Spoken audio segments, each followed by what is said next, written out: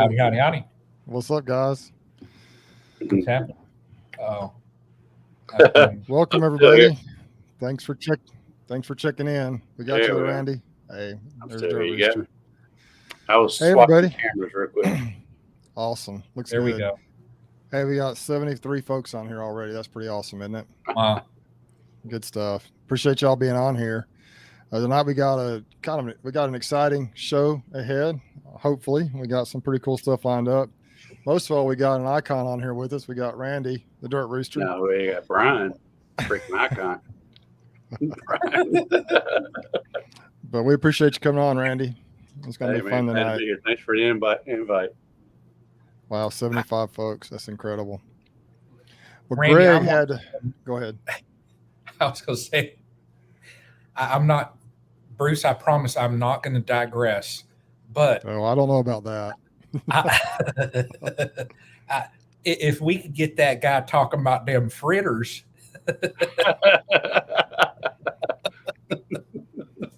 Look, I got some fritters. Hey, look, here's what I think about tonight. I got my notebook out. I'm ready to take notes.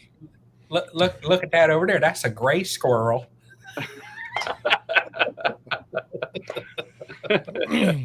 That guy's hilarious. We should try to get him on sometime. Wouldn't that be fun? Yeah.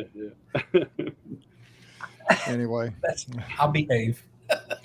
So, thanks again for coming on, everybody. Remember, we do have super chats, super stickers enabled, and all that good stuff. We really appreciate anything you can do from that end. Also, Greg is going to be here. He had some late customers show up, and so he's going to get back here as soon as he can. What was it, about 8 minutes? It was like 8 or 10 minutes before 7, and he said he had some customers show up. So, yeah, obviously this is how he takes care of his family, and so he had to go take care of that, and we totally understand. But hopefully he'll be back here pretty soon and join the chat. So let's just kind of go around the horn here a little bit. Brian, what's been going on in your world? Well, I wanted to try and be exactly like Bruce and have my girls staple my pant legs to my ankles. I finally took care of, I had that laying worker and finally took care of that thing, and they were not happy with me. So I think by the time I got home, look at that, Bruce is going to knock himself out. He just quit. What did you do for your laying worker situation? All I did with that thing, I could have gone through the process and reverse it, add in the brood and just go through that cycle. I just did not even want to mess with it. So I literally walked that hive. I carried it down into the woods by a creek about probably 200 feet away through some trees and shook it out. And I actually split my double nuke that I had, that resource setup, and I just moved one of those over there. That way the foragers, that colony would have the foragers that would return to that spot. And I think it's good that I did, though, just because they're queens that I got from Jose. Hey, look who we got. There he is, the legend. I had to dress up. Brian, are those, what are those little shiny round things on your shirt? Are those buttons? They are. Look at this. See? Yeah. Good. I got the shiny watch on. Yeah. Golly. So, hey, Randy, how's it going? Hey, man, what's up? It's going good. It's going real good. So we were just talking about, Brian had some laying workers going on, and you shook them off across the creek. Did they come back, or did they? No.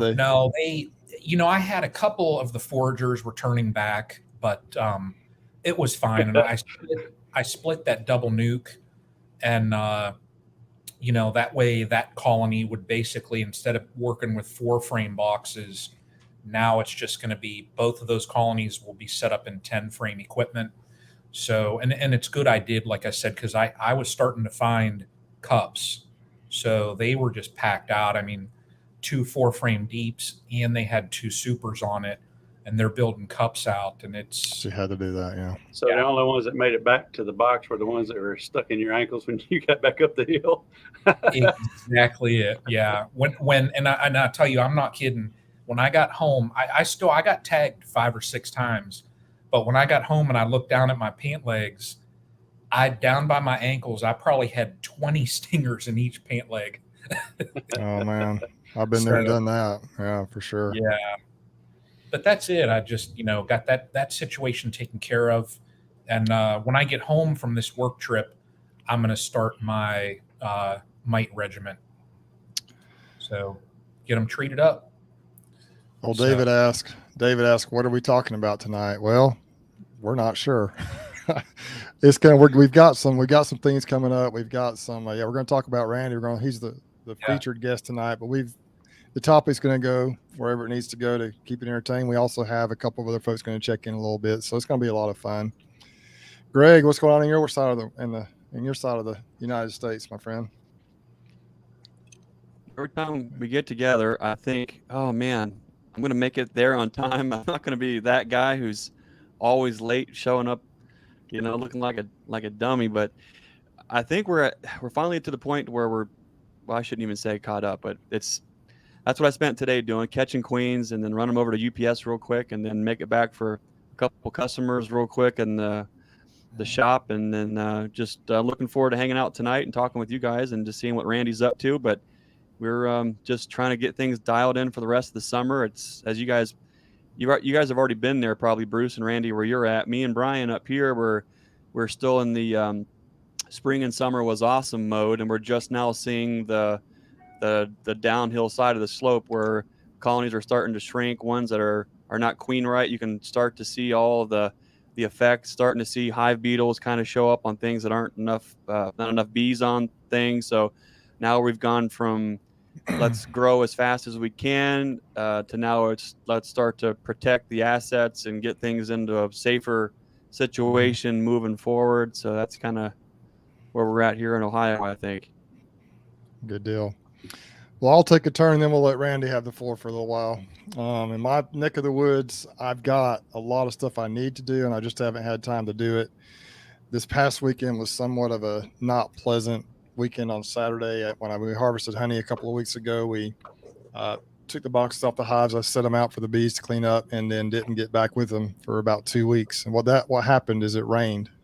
Randy, I'm not sure if you've had a lot of rain over there. We've had a lot of rain down here, and so super sitting out in the weather, didn't get to them, had to get them stored. So what do you do? Well, my next video, and I've got a couple of videos I'm working on. One of those pretty soon. I'll show you how I did that. But man, just shaking all the water, trying to shake all the water out of those things and just stack them up. It took me like 5 or 6 hours to stack up about 150 boxes or something like that. So it was just a miserable afternoon. But I'll talk about this more in my video if I got good footage on it. But the problem when those boxes are sitting on the trailer, the top boxes kind of get a lot of water in them, but the ones below it aren't too bad. So they didn't require a lot of shaking, but had the same situation happen last year and they ended up okay going through winter. And so it was okay. But that was what I did. I did go through some of my colonies Saturday, and actually they're looking quite good. The next video that comes out, I'm working on right now, about probably, partway done with that video. They're looking better than they did last year for sure. I haven't been through the pollination bees or the big bee yards yet, but the smaller bee yards, I have gone through some of them and they look pretty good. So I'm excited about that. Treat them with some Apivar and some peppermint, doing that experiment for the beetles, and we'll see what happens. So that's kind of what's going on here. I'm hoping to get an assessment done before Greg comes down next weekend and see if we can figure out which ones need the queens. I think I got a couple identified right now, but I got a lot more to go through. Hopefully I'll get that done Saturday. And then we'll be ready to go. What we got? Oh, hey, there he is. Yep. Jose, so I work on Friday. Yeah, hey to everybody in the comments. I'm not good at watching comments and replying. So if you say anything and it doesn't get highlighted, I probably won't notice it. So I am going to turn the time over to you, Randy, but I wanted to start off with, and what I'd like you to do, of course, tell us kind of how you're doing and everything, and maybe about your little adventure today, but maybe a little bit of your history and getting into beekeeping. But I did want you to answer this question as we talk to you. I know you've been on here before, but it's been a while, so some of these folks may not have seen that live chat. We've got a little bigger audience than we used to have, and so, but I would like to get to answer this question because I forgot to ask you last time. How did Dirtrooster get his name? So that'll be something you can work on, and just kind of tell us your history a little bit with beekeeping. I know a lot of people know about you. You're one of the bigger YouTubers out there, but kind of tell us your history a little bit. Tell us your story. Yeah, I was 40 years old before I got into beekeeping. I was claims adjuster, contractor, been in all kind of businesses. Had a car lot, a pawn shop, several. I've had about 9-10 businesses, and I had a contracting business when I got into beekeeping. My brother was into beekeeping, and he lives an hour north of me, and I hadn't even really heard him mention it until he had found this hive that he needed to get out of an old building. He was trying to do a cutout, and it was this second one, I think, and he couldn't figure out how to get to the bees. And they were in a really old warehouse way up. It was a 2.5 story with probably 14-foot ceiling, 12 or 14-foot ceilings per floor. Big old hand crank elevator, and it was a storage warehouse for a furniture company.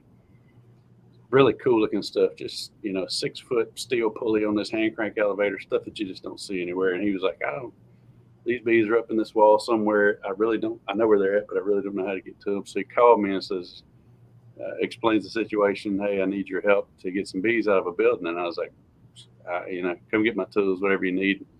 I don't really know anything about bees and don't care to either.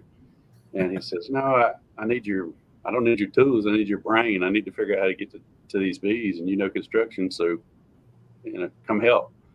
So he talked me into it, and me and my dad both went. And that's the same. Everybody thinks my dad was into beekeeping for decades, and that's how we got into it. But we all got in pretty much at the same time. But we went to and dug into this building and got to these bees, and we could reach up and touch the bottom of a comb, but without a man lifting coming in from the outside, there was just no way to get to them. And that was my first experience with a cutout. And as I recall, I didn't have a suit. I didn't own a suit at the time, so I know I didn't have a suit. And so I was just like, man, that was a little bit of an adrenaline rush and really kind of interesting. And so talking around, one of my neighbors that was the president of our hunting club said, we got this old house on the property that we're going to tear down, and it's got 2 hives in it. And if you could come get those out before we tear it down. I was like, hey, heck yeah, I'm your guy. So me and my brother went up late one afternoon with a generator and a vac and some light stands and stuff. And this is way before video and anything. I wish I had videoed it because it would have been a good one to see. Just a giant hive. And it turned out just to be one hive, but it was just a real unique built old farmhouse, the old apron sink, farmhouse sink, whatever you call those things. Everything's built on angles. Nothing in the house was square. It was all 45-degree angle walls everywhere. And I was like, I called the guy. I said, hey, where I've got to go in behind this chimney, you sure you're going to tear the house down? Because it's a cool old house. He said, yeah, we're going to destroy it. So, all right, because I ain't putting nothing back. So I had to go in from the outside and go behind this chimney, brick chimney. I'm going in behind this chimney. I'm reaching down up to about here to get most of the combs. I've got a little bit of direction from my brother, but he had left pretty early on. So I've got at this point, I think I had a cheap one of those canvas suits that just sticks to you when you're sweaty, and you might as well have a t-shirt on. You're sweaty, everything's stuck to you, and anywhere they hit, they're going through it. So I got those and some of those bee gloves that are supposed to go to your elbow, but they only go up to my wrist because they won't fit past my forearms. So I'm digging in this wall, just shoulder deep, scooping combs, and for hours. I got a generator running with some lights and stuff, and for hours I'm up there scooping that thing. And I got home in the middle of the night, just stung up. My body wasn't used to it, so I've probably been stung 70, 80 times. I don't even know, but it was a lot. And my face was swollen. I can remember my neck right here was swollen down into my chest. And it just looked like I had a goiter or something. It was just terrible looking. My hands were just swollen. And I get home, and Elizabeth, she's asleep already. So I get home and I got an enclosed trailer. I've got these bees. I'd put them in 2 separate boxes, framed the combs up, put bees on them, and thought I strapped them down. I guess I don't know, maybe I hit some bumps because it was an hour drive with an enclosed trailer, and you know how those things bounce with no weight in them. So I get home and I open the back ramp door, and the walls are just covered with bees inside that trailer. And it's midnight, 1 in the morning. I don't even know. I was just like, oh, and I was already tired and hurting.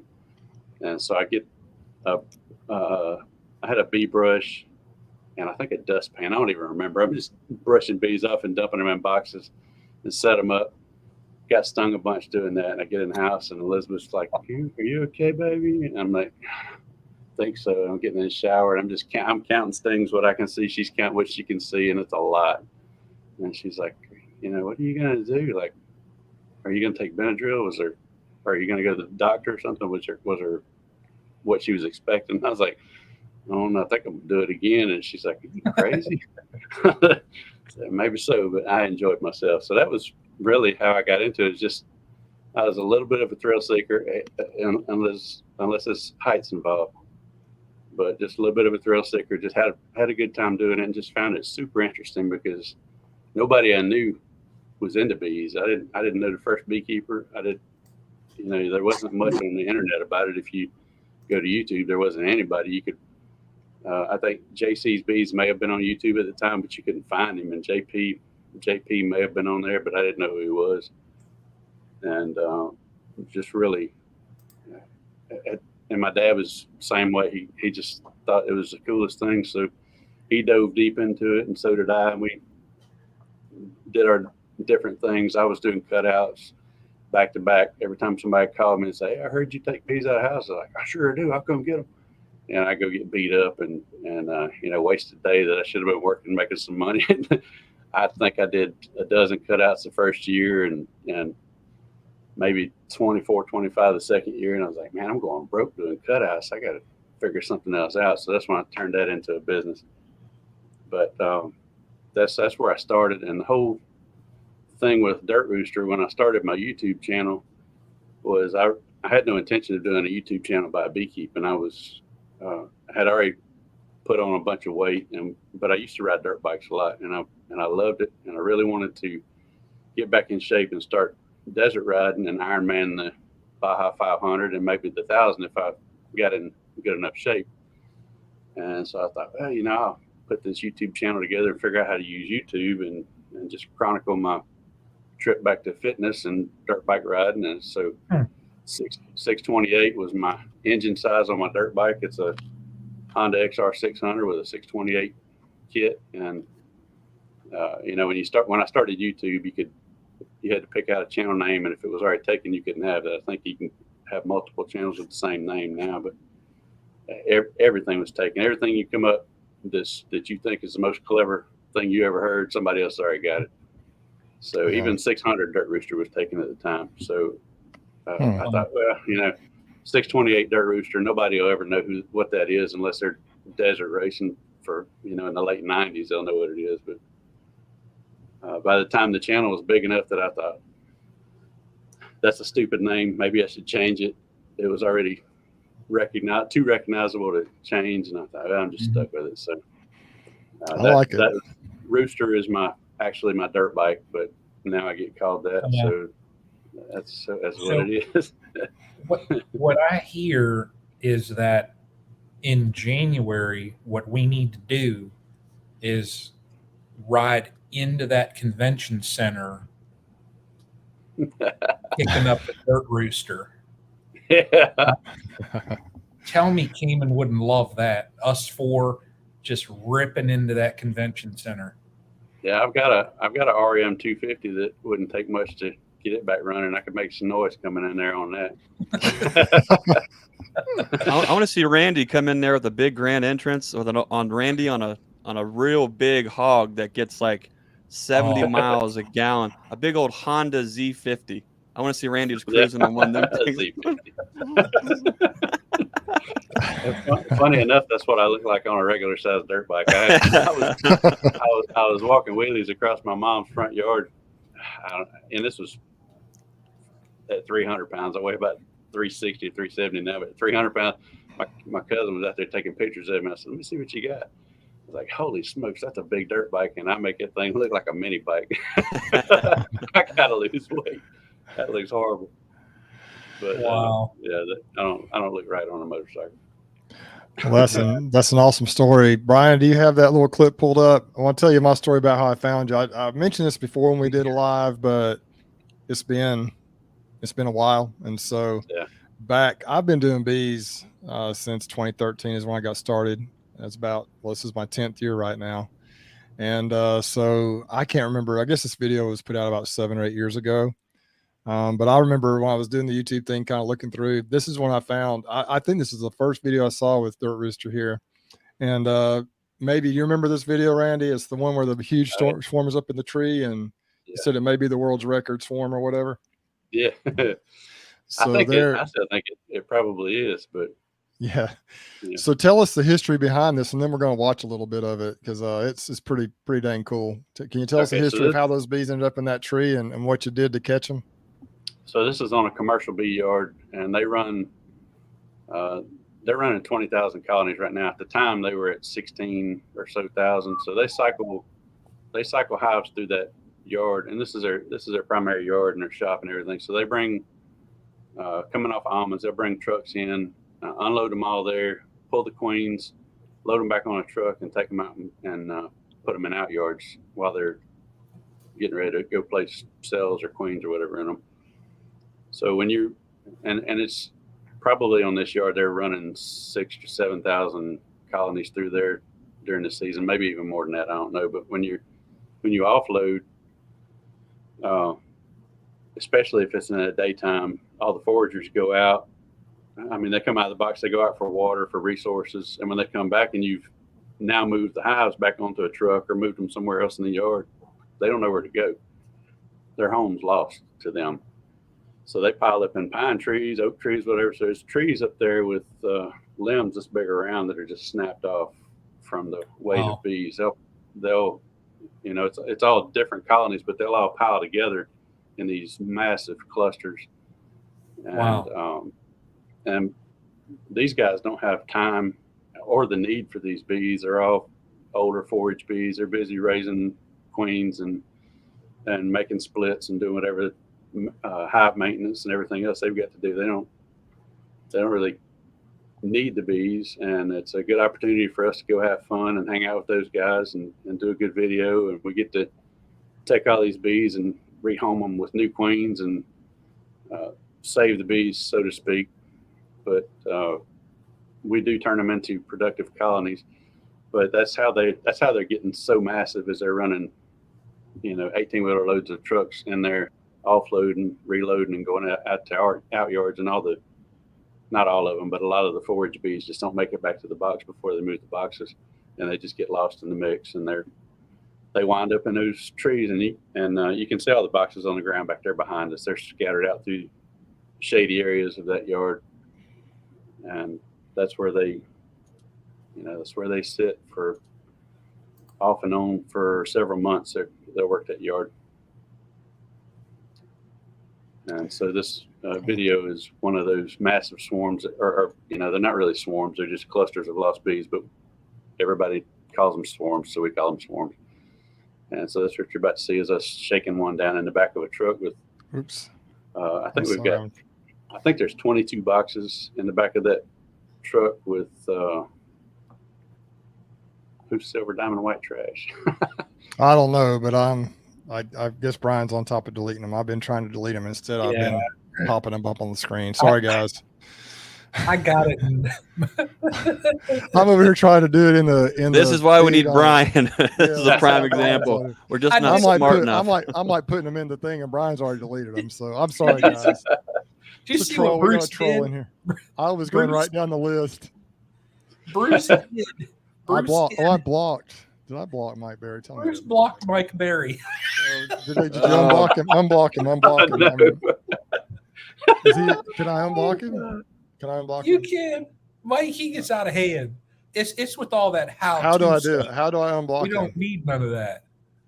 You can. Did you unblock him? I don't know how to do it. Find his comment, and there should be the 3 dots next to his name. you should be able to click on it and do the unhive. If I didn't love Mike Berry so much, that'd be his new nickname now. Silver Diamond White Trash. Oh man, Mike, I'm sorry, dude. Silver Diamond White Trash. I can't unhide. Okay. Hey, Brian, you got Oh, another one Mike. coming in there. Oh man, what the I got it. Fat Howie. All right, now. Mike, try and comment again. I'm sorry about that. I meant to get rid of this other idiot, but I did that. I got Fat Howie too. Oh man. Anyway, somebody's just being ridiculous tonight. Yeah, but so that is a great story. Brian, I know it's kind of hard to do what you're doing and try to keep these idiots out of here. No, Mike, it's okay. It's okay. But I'd like to. So this yard, if you saw the video where I had the Pierce grafting tool, Okay. and met with Darren showing he had a 25-year-old Pierce grafting tool, and we estimated that he had grafted, I forget, 500,000 or 250,000 grafts on that tool. I don't know if you saw that video or not, but that's where this is. And Darren Strauss runs that yard. Awesome. Wow. Well, Brian, could you go back? I think it's about 308. There's a great picture of this swarm. You can just see how monster it is. I think that's it right about there somewhere. I can't. I know it's back there somewhere. There it is. Right. Look at that thing. Good night. I mean, how big was that tree, Randy? You may have told us already, but I was trying to worry about I was trying to block Mike Berry when you were trying to tell us that. So that's a full-grown southern longleaf pine. So you know how big those things get. That's a 70-foot tall tree. Yeah. Wow. And that limb, we were concerned that limb was going to break when we snatched it and fall on, because that's my brother's truck. We were like, if this limb breaks, it's going to destroy. There it is. Wow. Look at that thing, man. Look at that rope and look how huge that. I mean, how much that you have what 20 boxes down there? Do you remember how many boxes you had? Believe me, I think we had 22 boxes. I think that's right. It had to be 100 pounds more. So you basically took frames and comb or whatever, put them in those boxes and put a mated queen in them, right? We put a 1-year-old queen on every frame. And then Brian, why don't you show them what happened here? It was some of the queens that they had pulled. All right, so here's Randy. Is that you, Randy? No, that's Tom. That's my brother. All right, so here we go. We're going to see what happens here.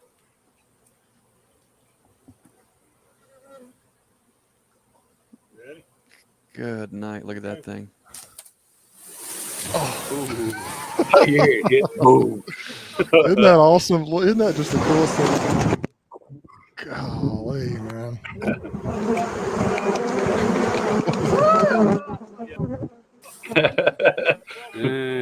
Oh man, that had to be so much fun. Look at that. That's beautiful. So that's a pretty cool way to instantly. That's a pretty cool way to instantly increase your numbers right there. Yeah, that was filmed on a 720 high definition action camera. Hey, it does the job. It did the job though, man. It's awesome. That's got over 1 million views. It's one of my favorites still, I think. Yeah. I love that video. Cool. Pile of videos, man. And we've done that. We've done that probably, I don't know, a dozen times. I've got a bunch of others that I still haven't edited and just I don't know what I'm do with them. I'm sure I'll show them at some point. But we've got a bunch of them. Randy, you've got to see a lot of things and all the little things that you get into with bees.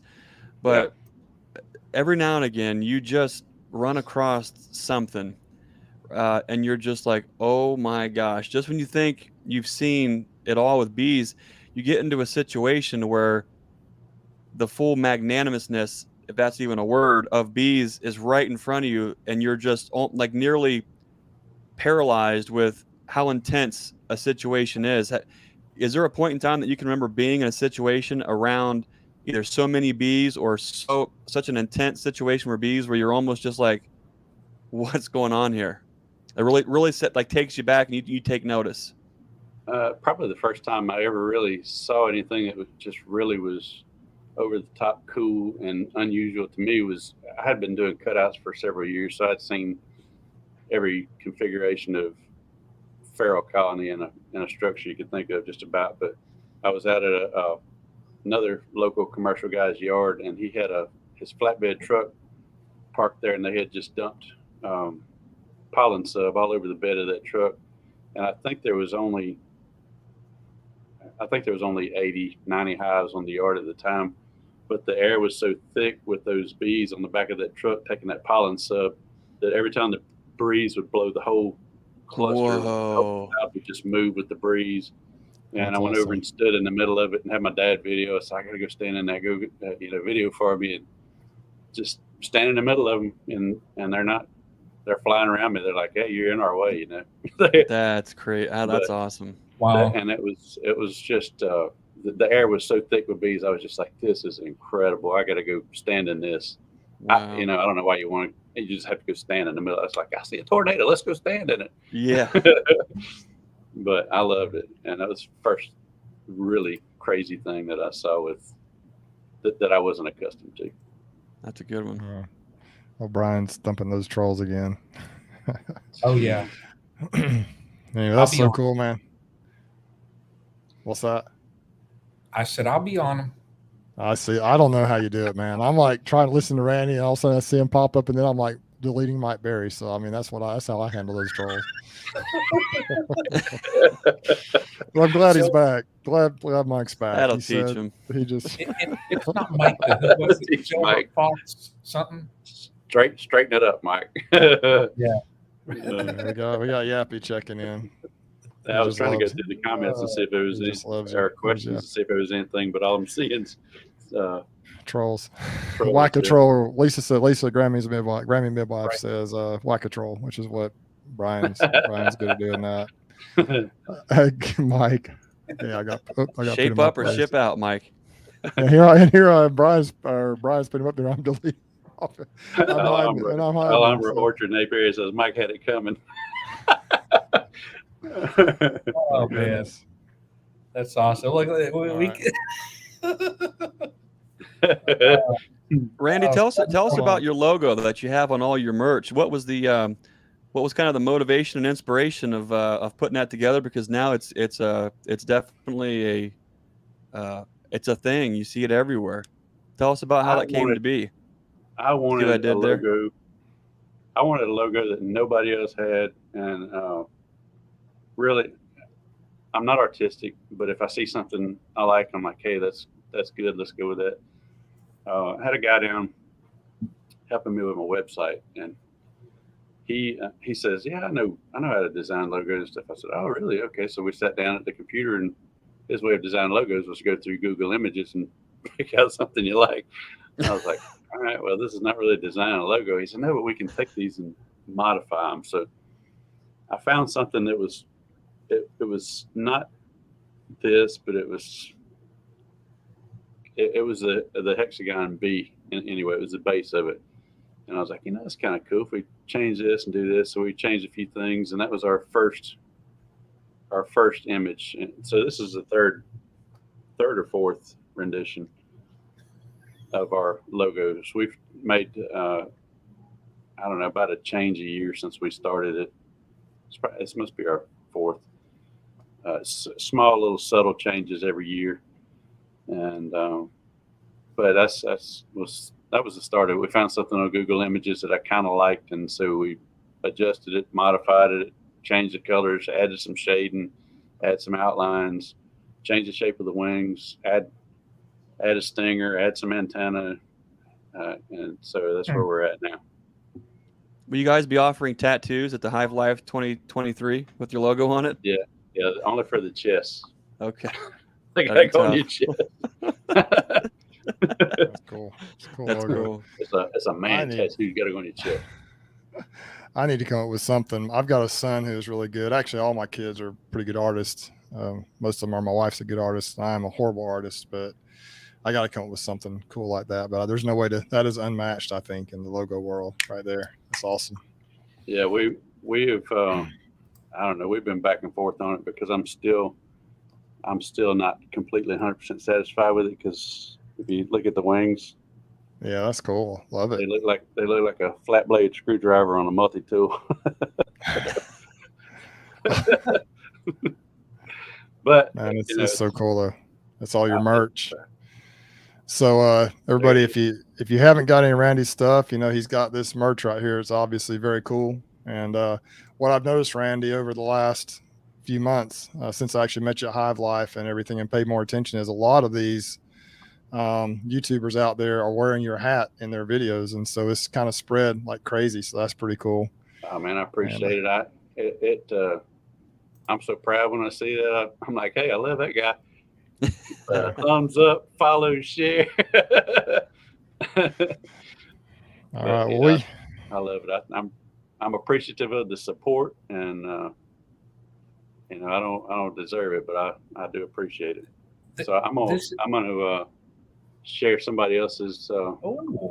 I got to have something to drink my body armor out of. So I've got Frederick Dunn's cup. Nice. Way to be, Randy. Nice. Way that's to cool. be. That is the way to be. Exactly. I've got to get some merch. You guys all have merch. I'm just lagging behind here. I got to Come on, Randy. I got to figure something out. You got to go. Randy almost looks like Shaq holding that cup.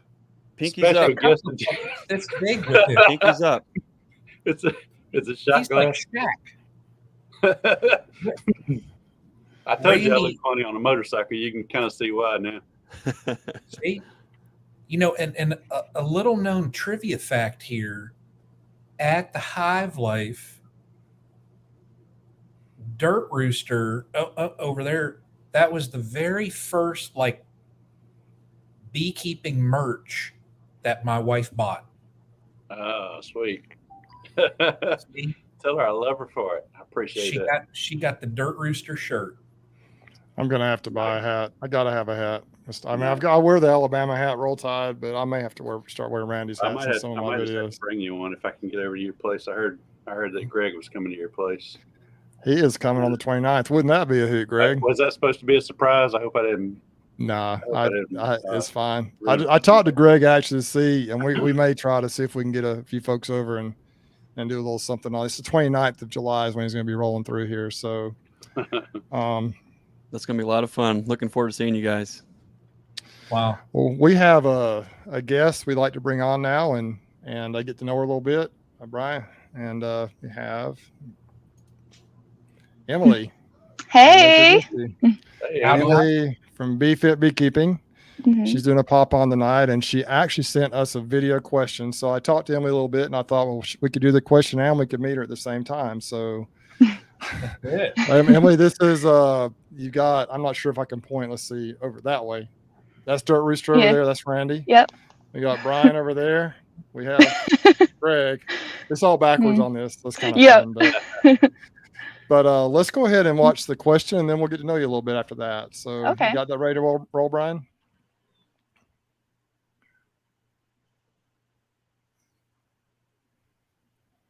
Roll that beautiful bee footage, Brian. Hey, Stream Team. Emily here from BeFit Beekeeping. We are nearing the end of July, which means it's almost time to start thinking about our winter preparations. And the first thing on that list is deciding how we're going to treat for mites. So I thought, what better question to ask than how do you treat for mites and why?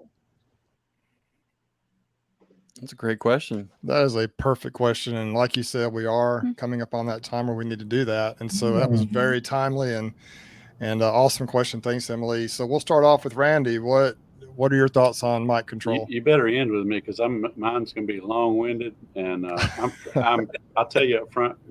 Probably most of you know I'm pretty much treatment-free. Okay. And I'll go into all that if you want to. Sure. We'll come back. We'll circle back, as we say. As they say. Brian, how about you? I see your hand up there. I started out beginning of the year. I had apivar on my colonies. Now that the flow is tapering down, I pulled all my supers, harvested honey. I'm going to hit them with as many rounds of OA as I can. I'm going to go about every 4 days while I'm home. And I'm going to try and at least here in the summer get 5 or 6 treatments on them. Do some washes. That way I know where my counts and all that are. Later in the year, I'll probably do OA again. Depending on the weather, and depending on where my counts are, I might go to another treatment. I don't know whether I would do formic, but I'm definitely this year trying to stay on top of it a little bit more, just because it bit me in the rear in the past with losing colonies. So, but OA is my next round that I'm going to do as far as my mite regiment. Greg, how about you, man? Well, that is a fantastic question, and that is one that we could probably spend the entire night on. But when we have folks here and we're kind of trying to teach hands-on, and the first thing that we try to relay to folks is there is a lot of choices out there to treat, not to treat, when to treat, what to treat with. The main thing we try to pass on to folks is kind of understand your context, understand your scale, know your goals, and then how you do all those things. Once you understand the why, it gets to be a little bit simpler. If treating bees is something that's necessary in your neck of the woods to keep viral loads down, rather than just prophylactically treat, one thing that we do is we do a mite wash first to get us that threshold. That is a whole painful sob story, but we don't use alcohol anymore. We go straight to Dawn Ultra dish soap because that is actually shown we have 2 to 3 more mites in those samples using Dawn Ultra than we do alcohol. So in the past, I think a lot of folks are using alcohol and they're finding these numbers are actually premature. They're too low, and those thresholds aren't to a point to where anyone wants to start treating. But in reality, what we have seen in our context, and it's now the second year that we're repeating it over a couple hundred colonies, is that those numbers are indeed higher with Dawn. And so we're using the Dawn Ultra to create our thresholds. That being said, depending on what time of year it is, how much sealed brood we have, it kind of dictates what we do. So far, it's been really light mite loads this year. And so any treatments that we've had to do so far has been in a semi-broodless situation. So oxalic acid for us is kind of our go-to in that situation. What we're getting ready to do here over the next 2-3 weeks is put Apogard on if the mite washes show. And so we're using a 2% threshold for Apogard, which the corresponding number for us is actually 0.5% using robbing alcohol, which is outlandish. And like I said, that's a topic for another night. So we kind of use the mite wash first to see if we need to. And then based on what time of year and how much brood we have, we'll choose the appropriate way to go. And for us, it's oxalic acid. And then if we need a longer release when we have sealed brood, one that we have found tremendous success with is actually Apogard. So thymol is the active ingredient in that, which is the oil of the plant thyme, considered more of a more natural treatment. That's worked out really good. And then in situations where we thought we were okay using alcohol, and in turn we weren't, we piggybacked and had a 1-2 punch with oxalic and Apogard, and that really knocked them right out of the park. And what we found last year is the colonies that we treated based on the Dawn Ultra, those all survived the winter. The ones that we treated just on alcohol, those didn't. So that's kind of becoming a big deal. And I think you're going to see a lot more folks start to kind of tighten up why they treat, and then the why is easy to transfer to how. So that's kind of what we're doing here. But the context is here, East Central Ohio. We're just a small nuke and queen outfit, raising about 300 colonies and maybe 1,000 queens. That's kind of why and what we do. As far as I'm concerned, I started off the first year or two, didn't have any idea what I was doing. This is my 10th year. And so then the second or third, even for a few years there, I went more the treatment free route, and I started losing colonies like crazy. Then I decided to get serious about trying to treat. And historically, I've treated mostly with oxalic acid and have reasonable success with that. Hey, Greg, that's a great question. What mix are you using for the Dawn Ultra? It's 1 to 1.5 tablespoons per gallon. Is that right? That you put in there? That's it. Yep. Okay. Yep. That's it.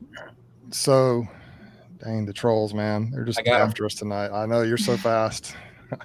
Brian is like the technology guru. Without him, these things wouldn't be possible. Greg and I, we could do it, but it would be very difficult. We'd have to have like 6 other moderators, which we kind of have that anyway. But so I started treating with oxalic acid, and I've still lost quite a few. Last year I lost a bunch. I kind of got behind on my treatments and everything. And last year I got determined to actually last couple of years I've been more serious about treating, and I've used Apivar / Amitraz type product. Amitraz is the active ingredient in the Apivar, and so I've used those. I put and I'm doing that now. That's my treatment plan now. And then around Thanksgiving time, when the brood is down, I'll try to do some oxalic acid treatments, or I may do the Apivar, maybe an Apigard or something different. But I've never used Apigard. I've heard good things about it, but here in the South, it gets extremely hot. So I think you have to do it a little bit differently. I think you can't do as intense of a dose with the Apigard down here because it's just so hot and humid down here, and it can run the bees out of the hive. And so I've been a little hesitant to try that. But that's kind of what I've done. Now, Greg, I did have a question for you that I think this might be a great question for the entire audience. This is a concept that I've kind of wrestled with over the years as far as testing for mites. I guess the first question would be, do you only treat the colonies that have a high threshold, or do you treat them all? If you find, like, if you go through a yard that's got 30 colonies in there and you find 3 that are above the threshold, do you treat the whole yard, or do you just treat the ones that are above the threshold? That's a great question, and a lot of folks go a different way. For you guys are getting tired of hearing me say this, but context is key. So in our situation, when we're selling nukes and a lot of queens are leaving, we got to make sure everything is clean. That's the big thing. We get inspected. We need to make sure that customers have clean bees. If we weren't selling nukes and we weren't selling queens, we could afford the risk to kind of go otherwise. But we'll take a sampling of at least 10% of our bees to get that wash number to see where we're at. And if we hit that threshold, then we'll go ahead and then treat. Probably one of the most important things is not just to take a wash before you treat, but to take a wash after you treat to actually see if what you were doing was effective. A lot of folks, unfortunately, have painfully are too aware of the fact that some products, the concentrations were completely off. And where years past have worked great, a lot of folks relied on a certain product, put them in their colony, and have lost thousands and thousands of colonies. A simple mite wash after the treatment would have clued you in, I think, in the appropriate amount of time to kind of get things back on track. So that's I think one of the most important things is, yes, take a sample of your colonies, but if you have, just a couple colonies that are really getting out of control, it can literally be just a matter of time before that exponentially grows within a bee yard, and you really start talking about what is it going to take to get things tuned back up and turn back around. Well, if you go from 2% to 4% to 6% on your mites, it's way easier and more cost effective and a lot less labor to knock them out when they're at 2% than to try to rebound from 6% and still have good looking colonies to make it through the winter. So mite wash first, figure out your appropriate treatment, and then do a wash after to make sure what you did was effective, so you still have time to course correct before it's too late. That answers my question really well, because what I'm doing is I've always historically just treated everything, but I think the value in what you said is very important. That how do you know if you're really improving the situation if you don't do a test before and after? Mm-hmm. So that's a great response. I appreciate that, Greg. Randy, tell us your philosophy, man. Tell us about your. I'll tell you how I started, or where my mindset was to begin with mite treatment. Is I had been beekeeping for 3 years before I ever even heard of a mite. I didn't know what mites were. My brother had been hanging out with a couple commercial guys, and he knew all about the mites and the different treatments and stuff. And he called me one day and asked me if I had treated yet and what I was using, and I had no clue what he was talking about. It was just like, treated what, and what are you talking about? And he said, mites in your bees. I'm like, I don't know. My bees don't have mites. I don't know what you're talking about. If you don't treat, you're going to lose all your bees. I'm like, so right then, I'm like, okay, that's a load of crap right there, because I've been beekeeping for 3 years and my loss rate is lower than yours. So I don't know what you're talking about. But I worked out of my home. I had an office at home, and my yard was right there, and I would be out there if I needed to be in them. I was in them just like that. I was able to manage my boxes well, and he was not. He didn't have the time to put into it that I did. So he's following his mentors, which were also my mentors through him. And so I like, man, maybe I do need to treat. Maybe maybe I wouldn't have lost that couple last year if I had treated. But I decided, I've been all this time without treating. I've done really well. It's just another expense, another chore for me to have to do. I've already got my plate full. I'm running 2 businesses. I don't need to have to add something else to it. So that got me started with the treatment free. And then as I studied more on it, and we do a lot of splits in the spring. So I'm like, oh, we got brood breaks that are knocking them down a little bit and this and that. But I started actually doing mite washes and checking mite loads, and my mite loads were low on everything. And I started, and I wasn't checking feral colonies at the time, except for the ones that I would bring home. If I had them for a little while, I would check them, and they were all right. But I started treating with my dad just because he was treating, and I would, learn how to do whatever Randy Oliver's paper towel method or mineral oil fogging. I mean, we've tried everything. So the only thing that I haven't ever used is Apiguard. So I'm not anti-treatment. I'm just treatment free, and a lot of it has to do with just not wanting to spend the money, and I don't see a need for it in my yards. So I tell everybody, I'm in a different area than you're in. There's natural barriers for a lot of things that we don't see, and people are like, well, you've got mites. If we got mites, you got mites. I'm like, well, you've got elk. We don't have any elk. I've never seen a moose in Mississippi. There's no fence stopping a moose from coming to Mississippi. I mean, except for when you get to North Mississippi and somebody's going to shoot it. But, I think there's something about our area maybe that keeps the mite load down, and which is what really got me started doing mite washes on feral colonies. So if you follow my channel for any length of time, I've been testing swarms and some cutouts. I'll show a little bit of that on my Instagram or whatever. On the last video, I even showed I did 2 mite washes on 1 feral colony, 0 mites in either wash, and then I picked through the drone brood, and I show you that a mite wash is not 100%. You don't see, just because you get nothing. I got 0 mites in 2 different shakes. Just because you don't get anything doesn't mean there's no mites. So I picked through drone brood, and I show you a mite moving on a drone brood in that same colony. But the feral colonies, they're obviously untreated. There's no beekeeper tending them. They're left alone for years at a time sometimes, and they're handling whatever mite load they have very well. And so I started trying to figure it out. I'm thinking, is it because we're near salt water? Is it because our humidity's high? Is it because of our temperature? Is it because of the foliage we have? And so I'm still working on that. I've still got some ideas, but every mite wash I do on a healthy feral colony, the mite count is very low. 2 to 5 maybe in the cup max. Yeah.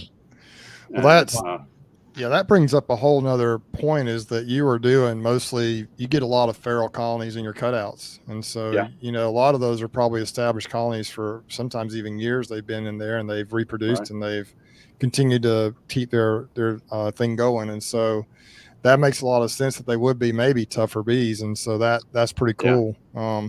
I go through my yards typically, and a lot of mine are kind of Alabama mutts from down here. And so a lot of them have come from swarms I've caught and so forth, but I'll go through a yard and I'll have like 3 colonies that are close to or above the threshold. And then the rest of the colonies will be fine. But those 3 sometimes are the strongest ones, and many times they'll crash. So it's just, Emily, I hope this has helped you, but it's just, there's a different, everybody's got their own opinion on it. And it's something that you have to kind of sort out on your own. What is your philosophy on it? What do you think about it? So I've only ever used Formic so far, and I don't really like how harsh it is on the bees. I actually just treated with it, and it does burn your brood a little bit, which I'm not a fan of. So I'm probably going to venture off into OA next, I'm thinking. Only ever used Formic really. I've been a little afraid of Formic and Mite Away quick strips because I've heard that they can be hard on they absolutely annihilate the mice, but they can be hard on the bees as well. That's what I've heard. And so I've tried to stay away from the less kind of harsh treatments with what I've done. I've offered, when I sell nukes in the spring, there's a lot of people that come to me knowing that I'm treatment free, and I offer anybody wants treatment on their hives, I'll throw some Mite Away quick strips in them. Nobody ever takes me up on it. I think I had one guy one time said, "Oh, okay." I don't think he really even knew. He's just like, "Yeah, okay, whatever." Mhm. But I think Here's I think this is my opinion. I think the mites get too much credit for the damage done, because I think a lot of the damage done is from the two-legged mite, the beekeeper. I think they are a bigger stressor on the hive than mites ever could be. True. Here's a little rabbit hole we could go down. Has anyone honestly noticed more darker the bee, the less varroa? I don't know that I've noticed that. Most of my bees are fairly dark. I do have some that are lighter, but most of mine have probably a heavy Italian influence. But just the feral bees, they have a little bit of everything, and most of them are a little darker down here in Alabama than they are anywhere else. And I have all different kinds of mite loads, and I know Greg's are just about black, right, Greg? You got some really dark bees. This is a super. I love these kind of conversations, especially when you can have them, and we can all have different approaches and different philosophies, different bees, all in different parts of the country. Because the most important thing is we love our bees, and we want the best for the bees, and we all want our bees to come out of the spring. And what that looks like, and all the nuance surrounding that is so different. You know, I have folks that I absolutely love to death, and they have bees that they can be treatment free in their areas. And we've taken those bees and those queens and we move them to a different area and they fall apart. We've taken bees that in some areas are under a heavier mite pressure, and we move those into some different zones and they do way better. I've not seen necessarily that the colors make a lot of difference when it comes to mites. It seems like for us in Ohio, more of a Carney or Caucasian influence, where they kind of just what they do on their own, brood down a little bit sooner, have a smaller cluster going through the winter, kind of stay idle coming out of the spring until everything is right before they jump and go. Those things kind of suit our needs up here. But I tell you, what's interesting is I've also, without going down the sob story, we lost an enormous amount of money getting into beekeeping, going treatment free in our neck of the woods, with a lot of focus on bee trees and feral colonies and catching swarms and doing those cutouts. Well, what kind of got me off of that train of thought was actually looking like what Randy's doing with those bees in his area, and he's finding clean washes and clean bees in our area, in these surrounding counties. I actually have relocated bee trees to the farm to watch them abscond, and then cut into the tree and find a 5-gallon bucket of hive beetle larvae in the bottom of that tree. That was what was the culprit of actually running those bees out. And you start going through combs and you see nothing but pinholes and mite explosions, even in bee trees. It 100% happens. But I think we want to believe that just because bees are living in trees or soffits or under trailers or living under the umbrella of Mother Nature, that they are somehow more pristine, more clean, or more magnificent than the bees that are in a wall or under a trailer skirt or in an old Chevy fender. The fact of the matter is, I think we want to believe that nature, that our goals and nature's goals for the bees are aligned, when in fact they're not. Mother Nature doesn't really need the honeybee. She needs the honeybee very, very little. There is so many other pollinators and bees that serve all of the functions that keeps that cycle and that circle of balanced. However, we have a different goal. We have them for all the various reasons, and so the importance and the importance that we place on the honeybee is far different. Mother Nature can get by with a 30% survival rate on feral bee colonies swarming in the spring. That's all that she needs, and that is a perfect balance. Us as beekeepers trying to bring colonies in as a business, or even a hobby, knowing we could take up to a 70% loss if we're working in nature's image. That's a different conversation. And in some neck of the woods, like where Randy's at, I know some areas in the Carolinas, some areas out in the Southwest, you're talking about different things. And it's easy to look at that when you talk about things like the Lone Star tick, Lyme disease. Just look at ticks in different parts of the country where those things are absolutely a huge problem. And in some parts of the country, they're non-existent. So anyways, I wasn't going to get started on my soapbox here, Bruce, with bees. That's but okay. It's hard not to. Listen, a quick question here, Greg. Do you think I should do a mite wash after 108 treatment? If so, how long after? I can go ahead. I think and feel that. I think, Don, you want to wait until you're done with your entire regimen. Isn't that right, Greg? You wait until you're done with the entire protocol and then check to see if you're successful, or do you do it after each treatment? I would go Does ahead and that do it make right sense? now. If you didn't already do your first, if you didn't create the baseline, we have no idea if Oh, the okay. OA is working. I So see what now you're I saying. would go ahead and wash them immediately, and then follow up after all your subsequent treatments Okay. and see where you're at. The baseline is important. I misunderstood. I was thinking maybe he had already tested before, but yeah, Brian, Don, I would agree with that. Go ahead and test as soon as you can if you have not already tested. So Emily, I said maybe 10 minutes and it's been 23 minutes, but listen, That's all right. we want to And take a we little could go time. on. Yeah, Oh, listen, you get on this I'm thing. sorry. I'll just No. I mean, it just happens and we just appreciate it. The conversation was phenomenal. I hope you got something out of that, Emily. We Definitely. appreciate it. But I'd like to take a minute to just introduce yourself. Tell us about your channel. Tell us how you got started in beekeeping, how long you've been doing it. Just tell us a little bit about yourself. Okay. Yeah, so I'm Emily from Beekeeping. I'm located in Michigan. So yeah, our winters are kind of rough here. But so I kind of fell into beekeeping in a way. My grandpa was always a beekeeper, but I never really took interest to it. I'd always like see the hives, but I was like, no, I'm not going anywhere near those when I was growing up. But yeah, so then my boyfriend's dad, he needed some apple trees to be pollinated. So he went in with another beekeeper and the deal fell through. So he had these empty hives left that he bought and was like, hey, want to try it out? Want to have them? And I was like, sure. How hard could beekeeping be? So yeah, I just went in, not really knowing much. And yeah, my grandpa was like, hey, if you ever need any help, like just ask. And I was like, oh no, I'm fine. I got it all covered. Just being young and naive. So yeah, and then after that, it just kind of snowballed. The first time I checked on the bees, I didn't use smoke and got a lot of stings. And that was the day that I realized, okay, I need to learn what I'm doing first. And yeah, just started devouring information about bees. That's awesome. So how long have you been keeping bees? How long have you had the bees? 3 years now. First year, not so serious. Last two, very serious though. Well, I've noticed in your videos you have a fair number of hives. About how many colonies are you up to now? I have 12 right now, and I'm planning to add another 10 here soon. Gonna do some splits. I see some videos coming. Yep. Tell us about the Bee Fit part of your channel. Have you had that longer? Have you been? I know you've been on YouTube a little while. Have you had the fitness part of it longer than the beekeeping, or has it been did it all start at the same time? Yeah, so I've had the fitness part for longer. So I'm a track and field athlete too.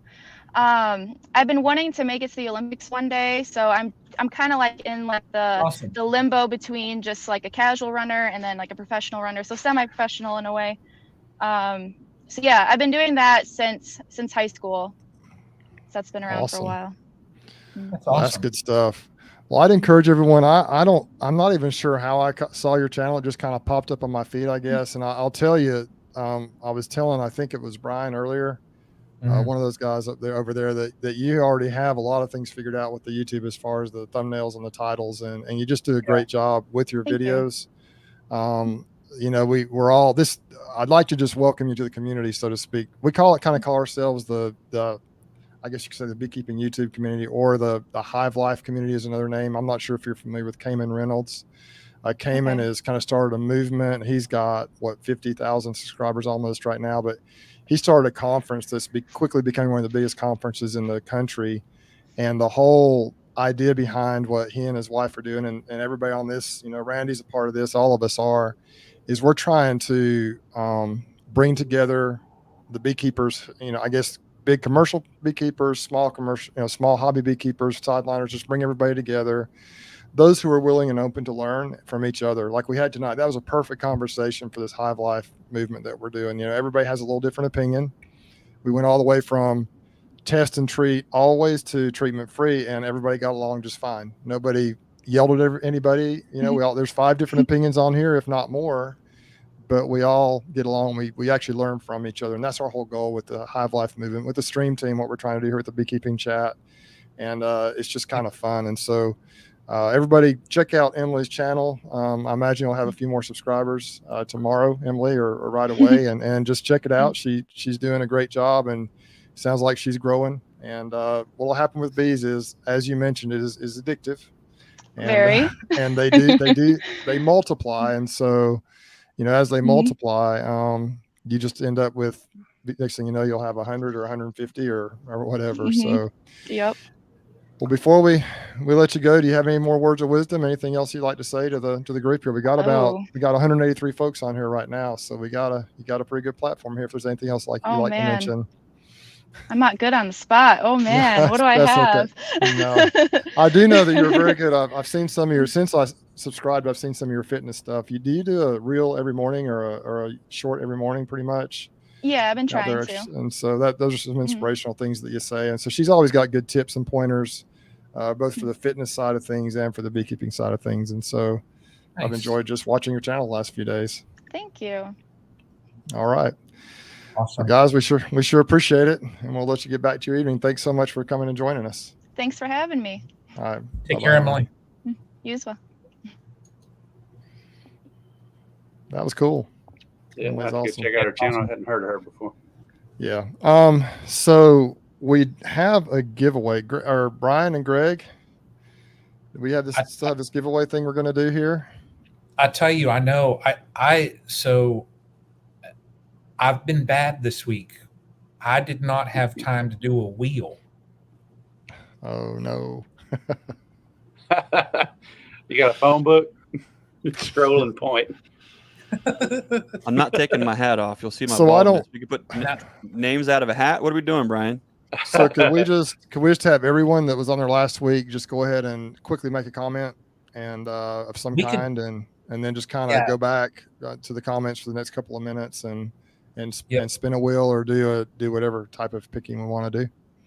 I could do one off the spot. Like if people just comment on the stream. What do you guys want to give away? This was the big mystery. It's such a big mystery that we don't even know what it is yet. Hashtag StreamTeam, hashtag Greggy Poo. Who's doing a giveaway first? Yeah. We'll let Greg do his first. Well, boy, there's so much. I thought Randy was going to give away dance lessons. Ooh. Motor scooter riding lessons. Randy's gonna give away an invitation for the next time he catches a swarm where he gets 22 colonies out of one drop. We'll do some breakdancing lessons. Well, we'll go ahead and do Greg's first, and then Randy also had something he'd like to give away tonight. So do we want to do something that's shipped, or do we want to do something that's local pickup? Because there isn't a bunch of Ohio folks in here. Yeah. It's up to you. It's your giveaway, Greg. I'll snag a participant list. What is going on in all the parts of the country right now? Let's see. Well, I tell you what. Why don't we do, since we were just talking about it today, I will do a special Nature's Image Farm swag bag that will include some fun stuff, including a Mite wash cup. There you go. I like it. Brian. Wow. He is in California. He is in California. Yeah, he's gotta look. He looks like you're from the Matrix. He just went into the Matrix. Looks like the Matrix, yeah. Oh man. Let me grab all right, quick. Randy, what are you drinking there, man? Frog eggs. Wow. That's a new one. Chia seeds. Yeah. You sure that's not a bunch of backwash from lunch? It looks like, if you let it settle to the bottom, it looks like frog eggs. We could have some of that stuff Brian had in Colorado. What was that water you were drinking? What was that stuff? Brian had some kind of fancy water in Colorado he was drinking. No, he was huffing oxygen, I think, wasn't he? Oh, oxygen. That's right. It was some kind of fancy. I was huffing oxygen. We're not sure what was actually in those cans since it was Colorado and we got certain laws out there. Right. He was pretty mellow on those live streams, if I remember. I heard a bunch of Grateful Dead in the background. I think he was cruising. Look at that. How many we got on there, man? In such a short period of time, how many you got on there? There's quite a few people. 94 people commented. Golly, guys, we sure appreciate y'all commenting. Thanks so much. Yeah. Well, let's spin it. Let's see what we got. Let's see.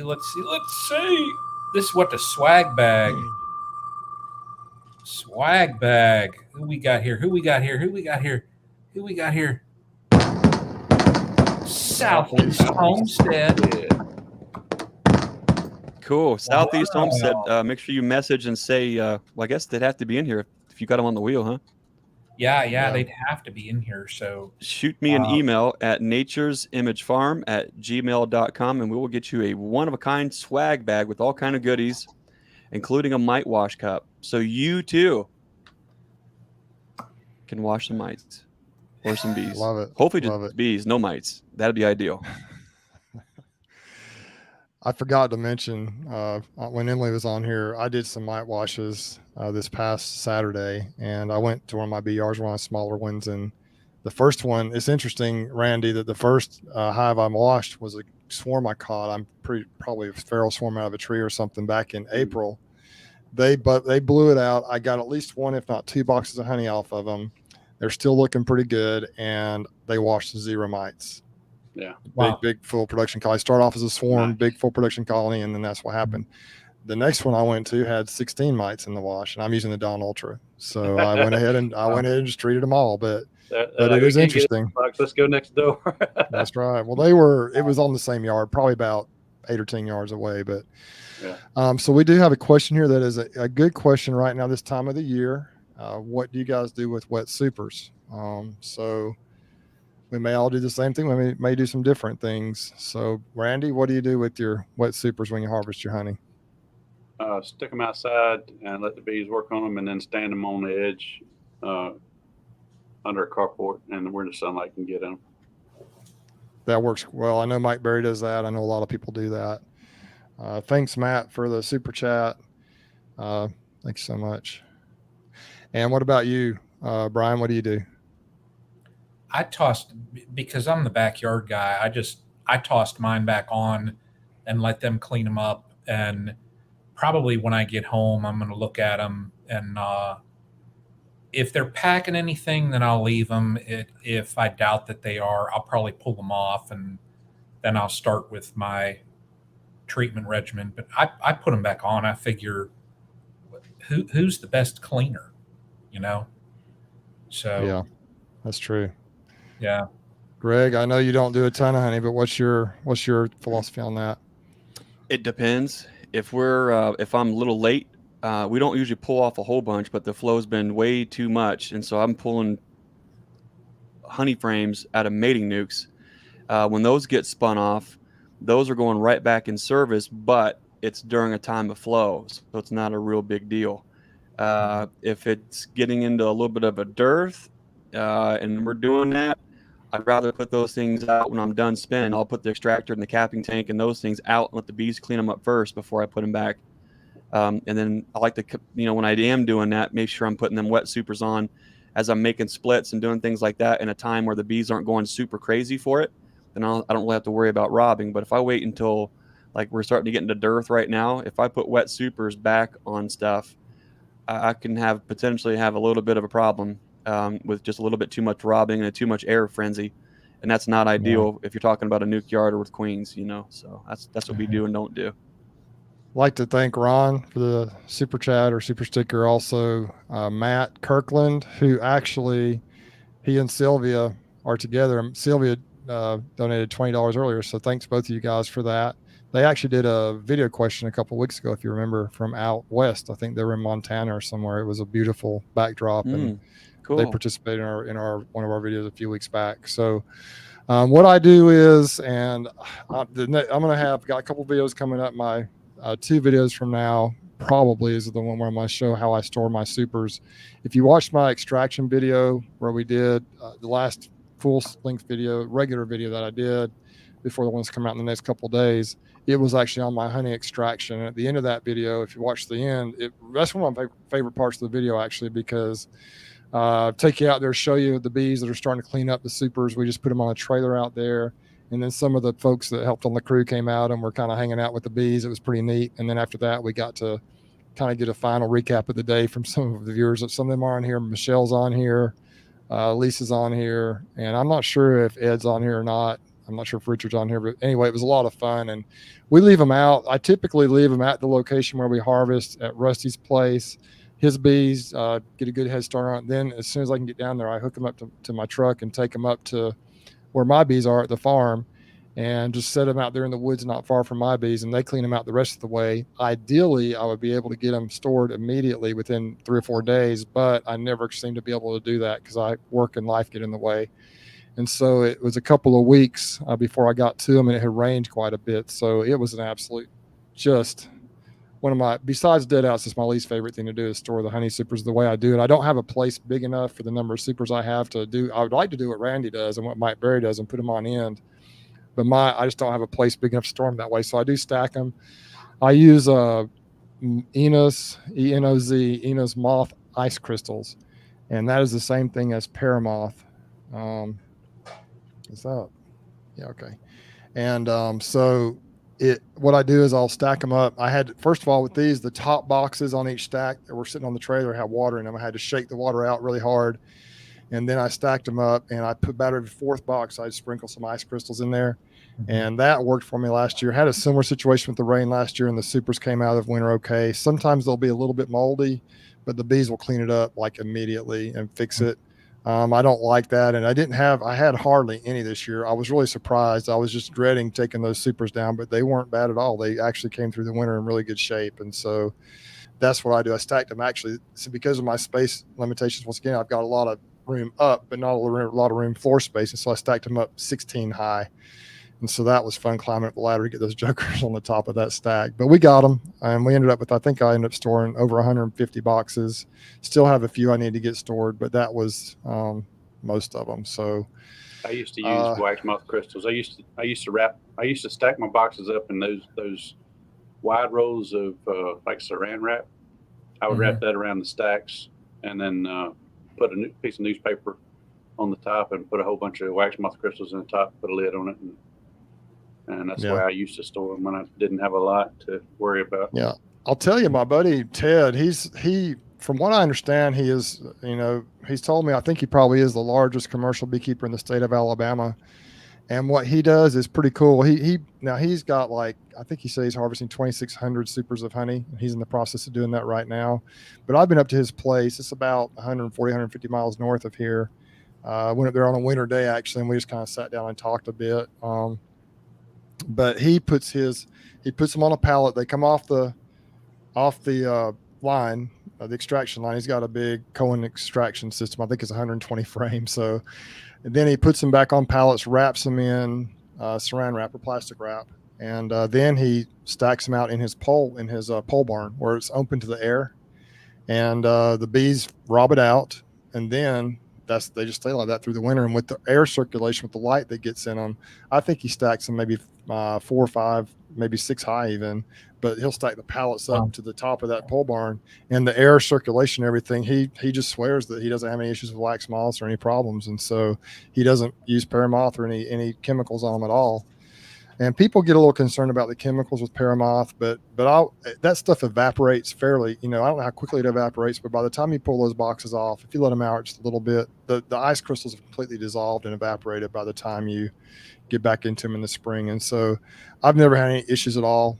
And so Brian Lee, will wet supers promote robbing? Yes, they do. We set them out and let the bees rob them out. Actually, you need to set them a little ways away from your beehives, I think, is the best thing to do. So anyway, that's great questions, and it's a lot of fun.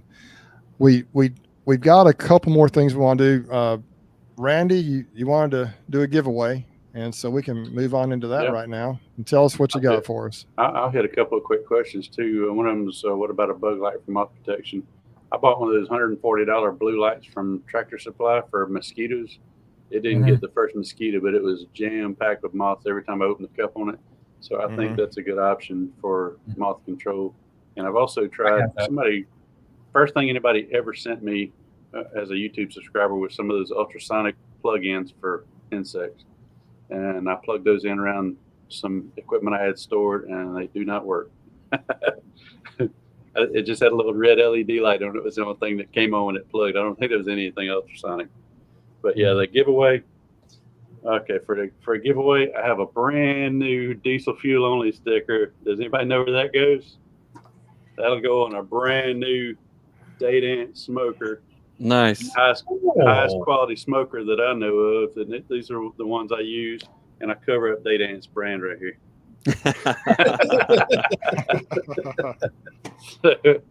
That's So, awesome, man.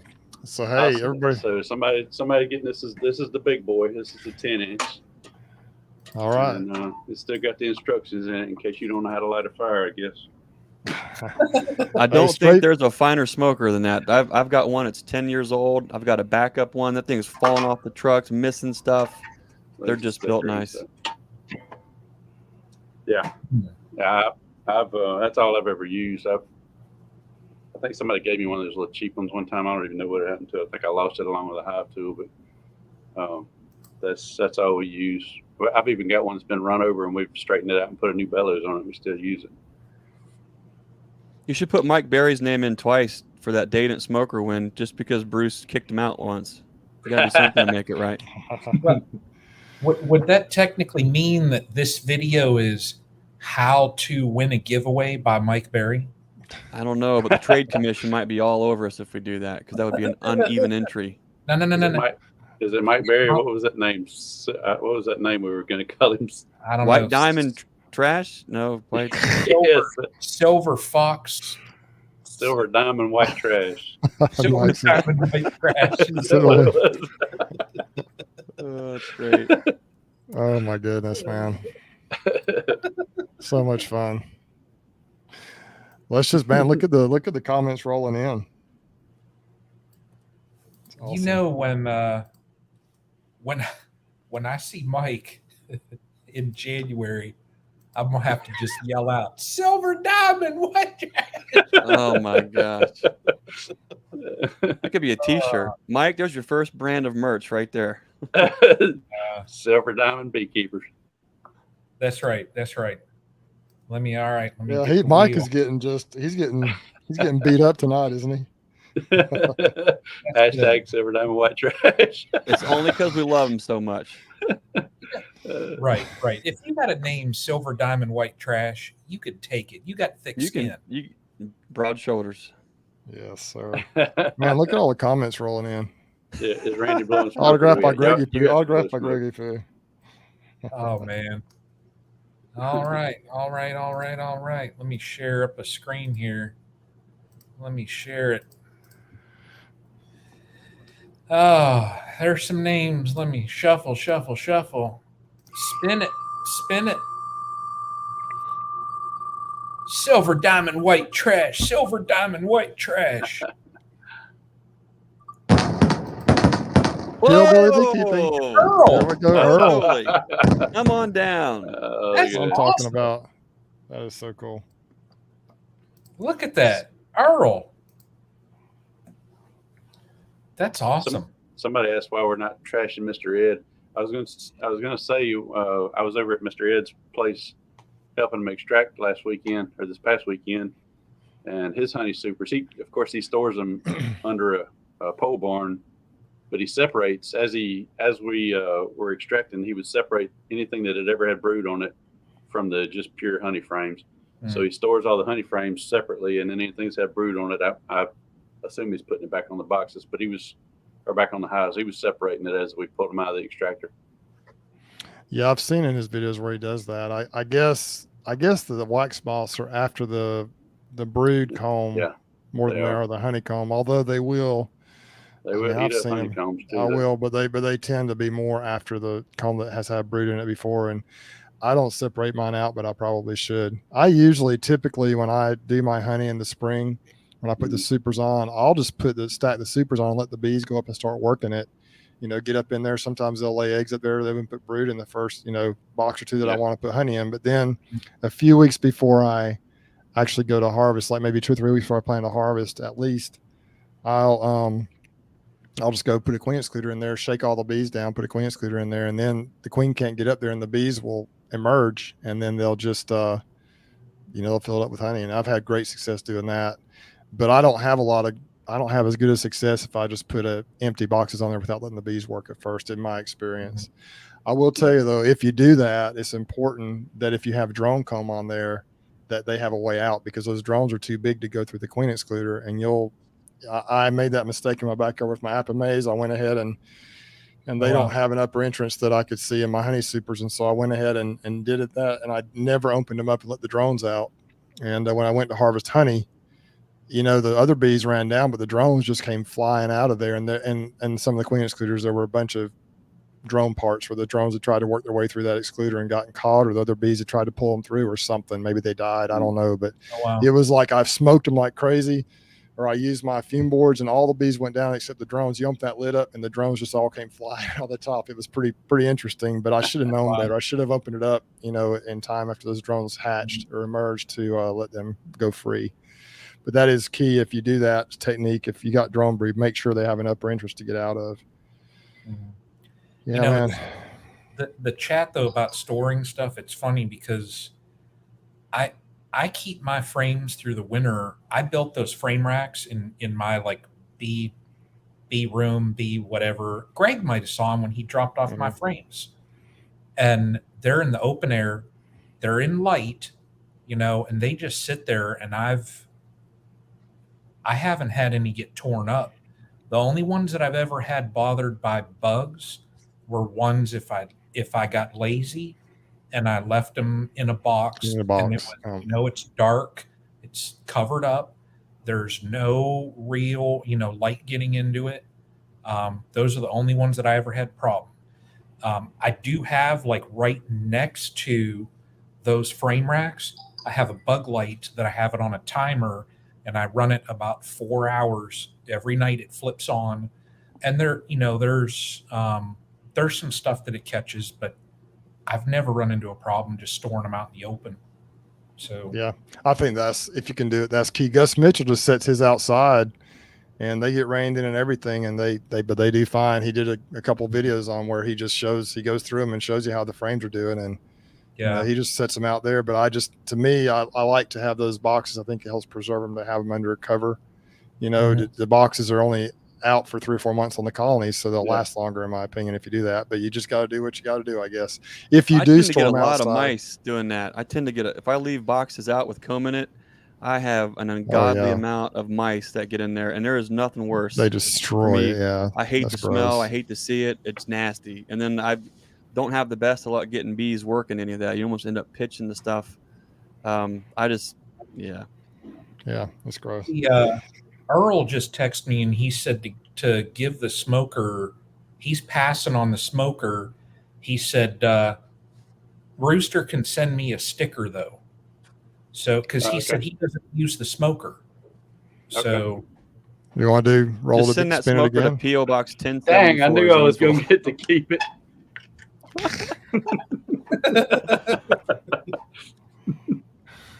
Do you want to just send Earl a sticker, or do you want to spin? Sure. Okay. Yeah, I'll send Earl a sticker, and then somebody else can get the smoker. Should we spin it again? Courtesy of Hillbilly Earl. That's right. Let's you got them on there still. Yeah, let's spin it again. Same people on the wheel. Let's see. It's gonna be something funny. Come on.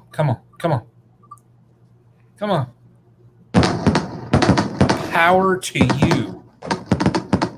I like it. Power to you. We're giving the power to you. You see what I did there, Greg? Man, I'm sitting here in awe of your awesomeness. That was See that? Nailed it, Brian. Nailed it. Yeah, I saw Greg's eyelids flutter. He was trying to think of something to say. See? Yep.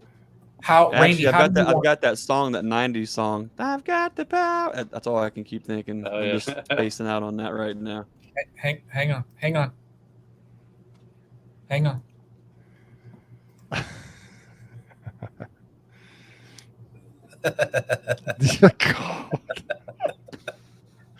We're back in the Matrix. Goodness Y'all are gracious. never going to do a stream with me again when I'm traveling on the road. Randy, how do you want power to you to get in touch with you? Just send me an email. You I don't even know who that is, so you have to confirm, and then just give them my email address or something. Okay. Okay. Just text Randy. Just give him a text. His number is 867-5309. Right. 8675309. Um, Area code 555. So we Fucking have Hollywood. something pretty cool coming up here in a few minutes. But Randy, before we move on to the next stage of this stream, which we've still got like almost 200 people in here, and it's like we're an hour and a half into this thing. That always happens, doesn't it, guys? It's like it peaks like during the middle or towards the end of this chat. But we still got a little time left. But Hey, we can keep- Randy, we do have a lot of people on here, I think, that have either attempted to or have done cutouts, maybe successfully, maybe unsuccessfully in the past. If for these new folks on here that are trying to, that think that's cool, or that's what they want to do, what type of advice would you give them as just beginning cutout people? Be prepared to sweat your butt off. Be prepared to work hard because it's hard work. Be prepared for disappointment. And if you're doing it for bees, it's cheaper and easier just to go buy a couple of nukes. Yeah. What I found, much less stressful. I had a friend here recently, or a new beekeeper that he started with bees, got a swarm, and I don't think he'd mind me telling you. Well, he was at my honey harvest, and he's just really just having a good time with the bees. But he had a cutout opportunity. He went and cut the bees out, and I think he got them, but they were super aggravated. He got lit up pretty good. And he ended up losing a lot of the bees. They overheated. And so I think that's one thing my buddy Rusty here that does cutouts that he always tries to tell people is that, that in the summertime, these bees can get overheated real fast. Is that something, I'm sure you would agree with that, right? So how do you manage that? How do you keep them from overheating and dying on you? What do you do? Well, there's so many different scenarios. I mean, it's not just a one size fits all answer to that question. It depends on your vac you're using. It depends on the area you're working in. If you're inside or outside, if you're in the sun, in the shade, because every cutout's different. A lot of it depends on the equipment you're using. If you're using a modified vac where there's no speed control and you're just running wide open all the time, you don't want that much air pulling across them for 6 or 7 hours while you're doing a cutout. You'll dry them out.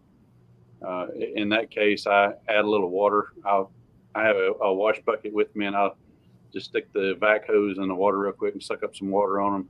It doesn't drown them. There's usually the bees are not clustering in the bottom of the vac. They're up on something. In our vacs, it's a coil of chicken wire.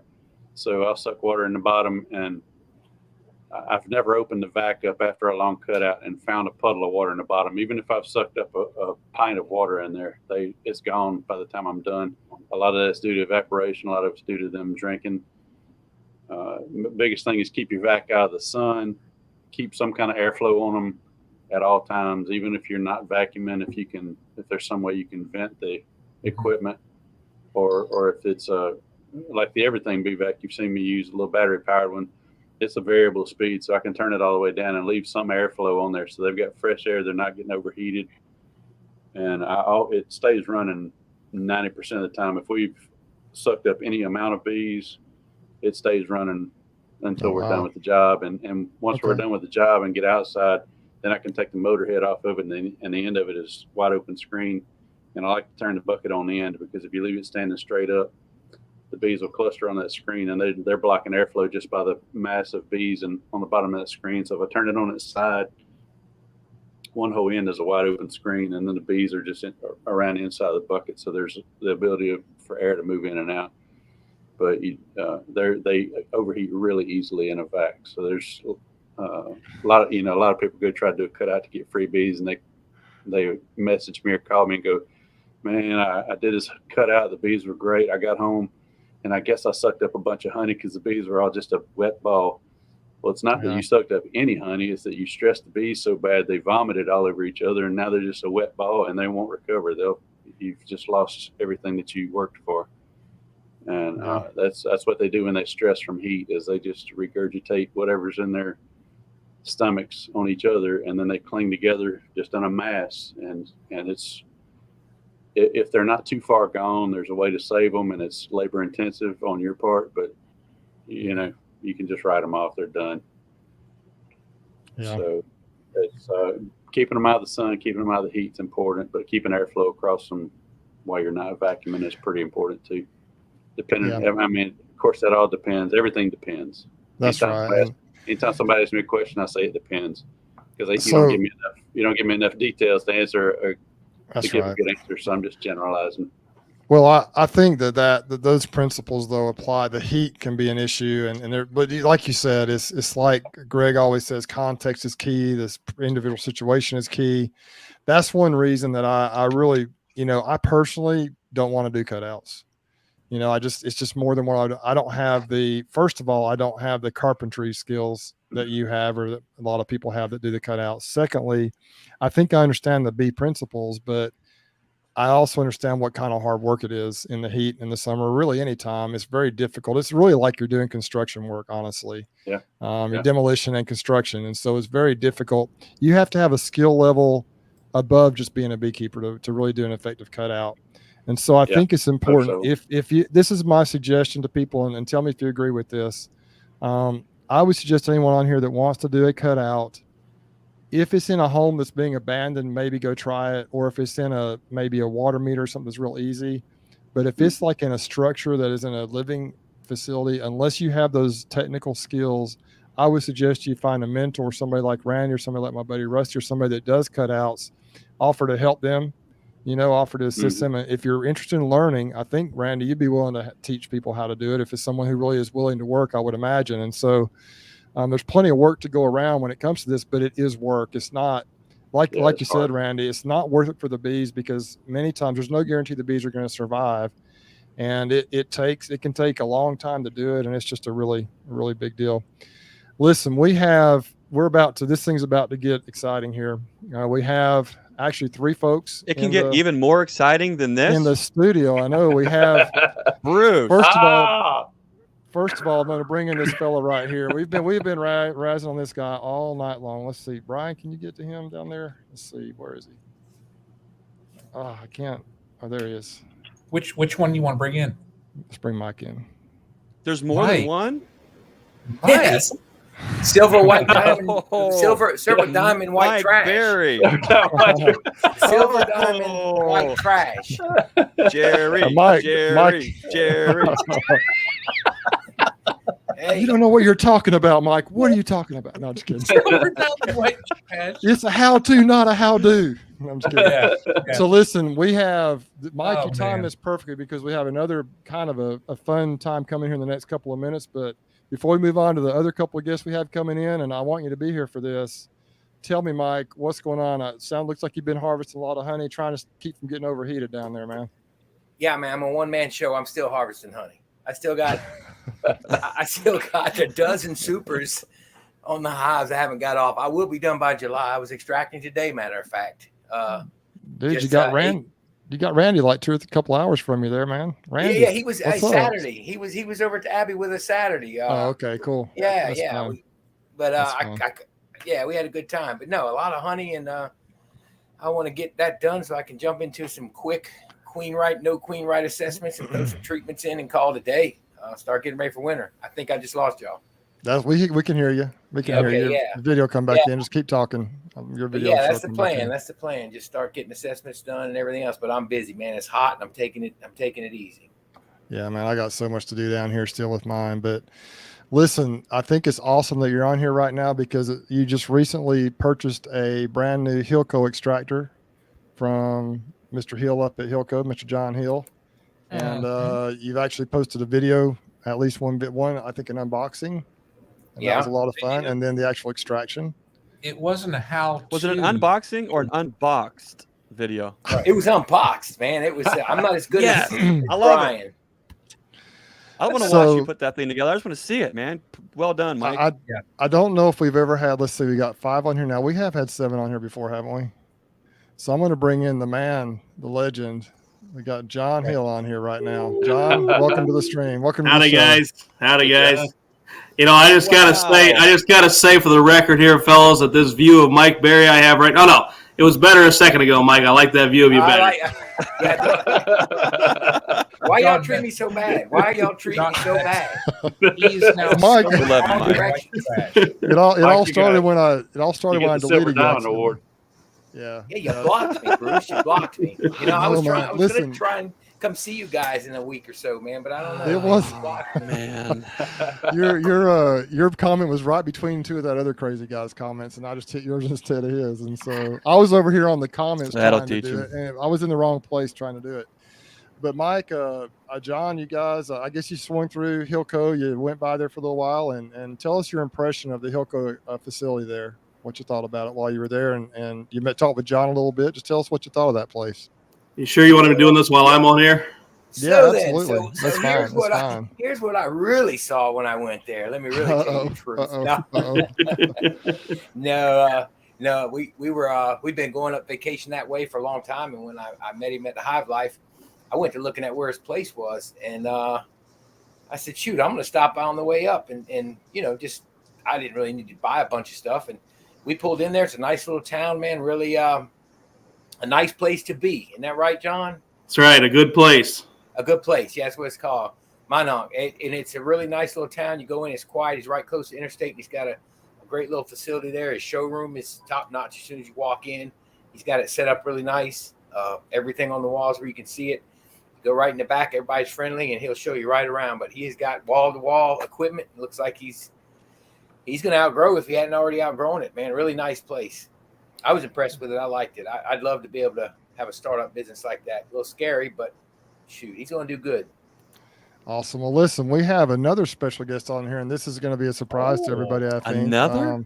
Do you remember that we gave away one of these Hilco extractors, a 9-frame Hilco extractor?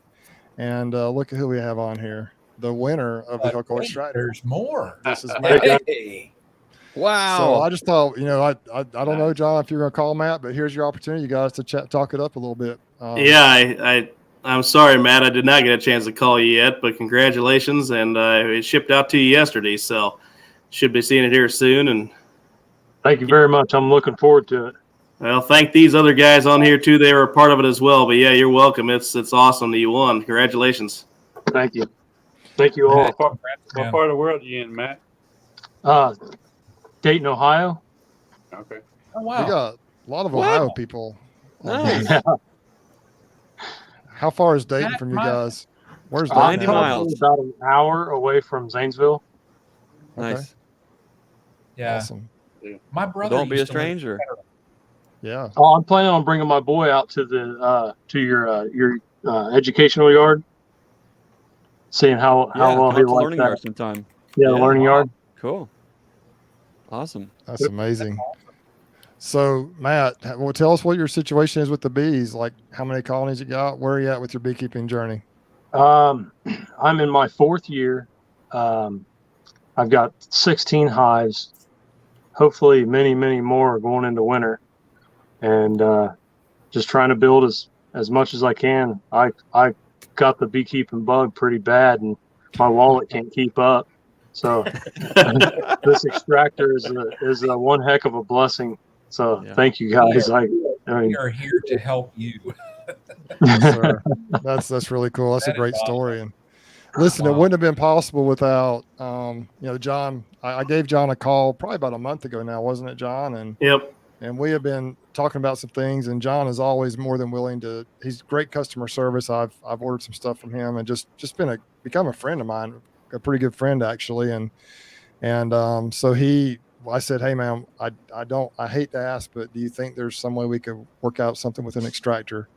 And he gave us a heck of a deal on it, and he's sending it out to you straight from Hilco, and so it's been a lot of fun, and the response to that giveaway was tremendous. And I don't know, John, have you noticed any kind of an uptick in your business in the last couple of weeks? Oh, I declare we can't keep up. We are buried deep, but we're getting there. We're getting there. It's been amazing. Yeah, the last few this whole year, but especially just the last couple months has been absolutely phenomenal. Yeah, I guess you YouTube guys are just a little too kind to us, I guess. Yeah, I'm telling you, it's all about the YouTube. Really, that's where it's at. You know, I could spend thousands of dollars on American Bee Journal ads and get very little probably, or I could just make friends with some really great guys like these fellows on here, with the exception of Brian. Well, actually, Mike. Sorry, Mike. I meant Mike. Anyway. Okay. Wow, that was better, Brian. That was better. Yeah, put the shades back on, Brian. Anyway, yeah. There we go. That's more like it. That's more like it. Hey, John, we need John, to go do you make your own smoker? We do not. We import ours. Yep. Okay. Yep. Yeah, we do. Somebody told me you made one. I was like, okay, what do you think about this one? So our smoker is actually a pretty nice. It's the best import there is. It's a really, really nice looking smoker that looks an awful lot like Date Ant. But we're working on continuing to improve it as well. Hobbyists love it. I think some of the commercial guys, to be quite honest, this is a bad thing for me to say business-wise, but the commercial guys seem to tear them up a little bit more so far than I'd like to see. So we're going to continue to work to improve that bad boy. But we do have a really phenomenal smoker. We really strive for quality. You know, we're fairly new at this. We're only about 2.5 years in business, and just growing faster than I ever expected to. And so it's been quite the ride. And trying to keep up with the demand and keep up with great products and continue to improve things. It's just an awful lot of fun, but definitely I'm getting some gray hairs and yeah, but it's been just great. So awesome. That's awesome. That smoker is incredible, guys. I'm telling you, I got one sitting over here, and I'm going to do it before I give it away. I'm going to show you some of the features of that thing. And while you look, it may not be a Date Ant, but it compares every bit to that Date Ant. And I promise you that. Just looking at it and squeezing it and looking at the little attention to detail and some of the stuff they did versus like that tall one I got from Man Lake, it doesn't even come close. John's is way better. It really is. And the thing is, what you got to remember is he's meeting us in the middle with these competitive prices. And to me, that makes a difference. I mean, you don't have to jump way up. Yeah, I actually got one too. Thank you, Don. I ordered one from him, and I really like it. I just the bellows on it to me, and I've never used the Date Ant, so I don't know. But the hole in the top, I'm not sure what you call that, but the hole in the top is it's a little bigger than the Man Lake one that I used before, and it just blows a lot of smoke, and it's just a real smooth. The bellows is real smooth action, and so I imagine. It looks a lot like that Date Ant smoker. I actually had one person accused me that he said that you bought the Date Ant one and you put your stamp on it. Or whatever. That's what he thought, and so I couldn't sell it for $38 if I did. No, but he that's what he thought. He thought it was the Date. So it's very similar, and I've never had the Date Ant one, but I'm pleased with it, and it's been it's lasted me pretty good here, and so that's what I've used pretty much this whole year since I think I used it for the first. Well, about the time I got this Queens from Jose out there in California back in April. Maybe I used it one time before that, but I've been using it pretty much exclusively since then. And we've smoked a lot of bees since then, and it's still going strong. And so we appreciate that. John, real quick, what other products do you have? You pretty much have about any type of bee products out there, don't you, in your business there? Yeah, we're trying to be a full line supplier. And honestly, there's some things we don't do. There's some things we don't do kind of on purpose. We get a lot of requests for honey bottles and containers. That's something that, currently I've just decided not to delve into. I'll let the other guys fight over that business. So we're in kind of a unique spot as a very new player in the market. And yet we're seeing just tremendous growth and tremendous demand for our extractors and some of these really key items that really soaks up a lot of our time, a lot of our building space, a lot of our investment capital, honestly, inventory dollars, and so it does limit a little bit all the other side things that people want. But we're great on woodenware. We do have a tremendous line of woodenware.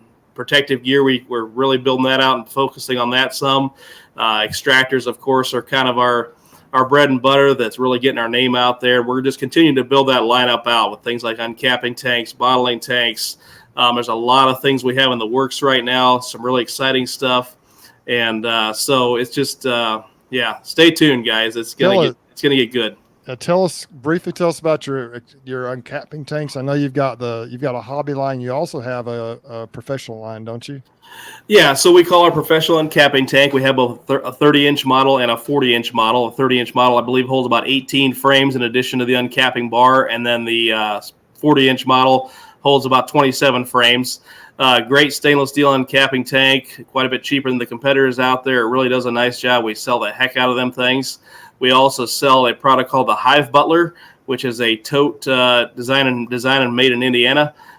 They have both a tote that a lot of people use for storing frames, transporting frames, etc. But what I really like about the Hive Butler, first and foremost, is they have an uncapping tank option with it that is just really tremendous. It's kind of runs in the realm of your $150 to $200 plastic uncapping tanks. But what the beauty of the Hive Butler is that it has slots to hold frames. So as you're uncapping, if your extractor is running, you're uncapping the next load, you have a place to put your frames, unlike a lot of cheaper uncapping tanks. And then we have what we call our economy uncapping tank. It's about $70. Really nice little unit. Does not have a space for frames, but it's just a great little entry level unit.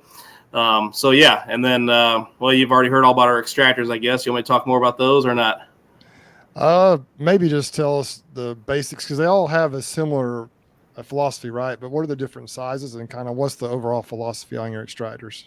Yeah, so we have a tremendous line of extractors that they run from a 6-frame radial all the way up to 32-frame radial. We bring in the components from all over the world and we assemble them here in Illinois in our shop. Tremendous machines. They feature some of the best warranty in the industry. Most of our smallest models, a 3-year warranty top to bottom, which is still better than anything else on the market. And then the rest of our models are Max series, which includes the extractor that Matt got. That's the smallest model in that lineup. The Max family features what we call our 410 warranty, 4 years in the motor, gearbox, controller, electrical, all that's covered for 4 years. The rest of it's covered for 10 years. So we have just some tremendous designs. They all feature the best honey drain in the market, sloping tank, fully unobstructed honey drain that's mounted below the floor of the tank. So some of the best honey drain in the market. And just great extractors, great price, great features, great warranty. What's not to like, Yeah, I hear you, man. One thing we really like about the Hive Life, I guess you'd say, movement is the fact that, and I think everyone on here would agree that Cayman has kind of pulled together a bunch of really good people, really good businesses, companies like Premier, like Hilco, and many others that are coming together to kind of just try to increase quality at a reasonable price. Yep. And it's happening right before our very eyes. Yep. So I guess Mike and Brian, you guys have both used the extractors. You've both been excited. You've both been happy with them. Greg, you have too, right? You guys have been happy with those extractors. Yeah. I think what's nice is go ahead. I've spoken to Mike. I mean, we were both kind of texting, and when I was sitting there and I had just put mine together, and Matt, you'll see very soon, buddy. I put tomorrow. And let me see here. I got a thump. I'm having to thump somebody. There we go. Thump patrol. Oh my gosh! I put that thing together, and you turn it on, and I could literally have that thing sitting right here in this hotel room, and it would not disturb anybody. That unit ran that smooth. And Mike sent me a video, and he was like, it sounded a hair louder, like on a phone. I mean, the phone mics and that, they pick up every little sound there is, but you could sit right next to it and talk on the phone and have a phone conversation. That unit ran that smooth. I just was so impressed by that thing. It just blew me away. Yeah, I think it was your video I commented on about how quiet it was. Yeah, it's amazing how quiet. I was just using mine 2 hours ago because I'm extracting honey like forever by myself. Anyway, it's so quiet and so smooth. Mm-hmm. Now look, and when it does get away from me at 18 frames, you don't have it bolted down, and that emergency stop comes in very handy, and it works well. Because my little 6 frame accident might jump that much. When that 18 frame finally does break loose and jump, it goes way out. You just reach for the emergency stop. But you're just holding on, trying to keep it. It'll walk you right across the floor. Yeah, don't grab it. You hit the emergency stop, or it's going to grab you. But it is it's broke away from me 3 times, and that was my own fault. I can balance that thing out so easy because it's so true. When you fire it up empty, it doesn't even shake a bit. No. So it's and look, I'm dealing with. I got a guy up the road with a 20 frame action. I'm comparing it. So Awesome. Yeah. What's nice about the different options out there is, a lot of us have gotten to know each other. We're friends.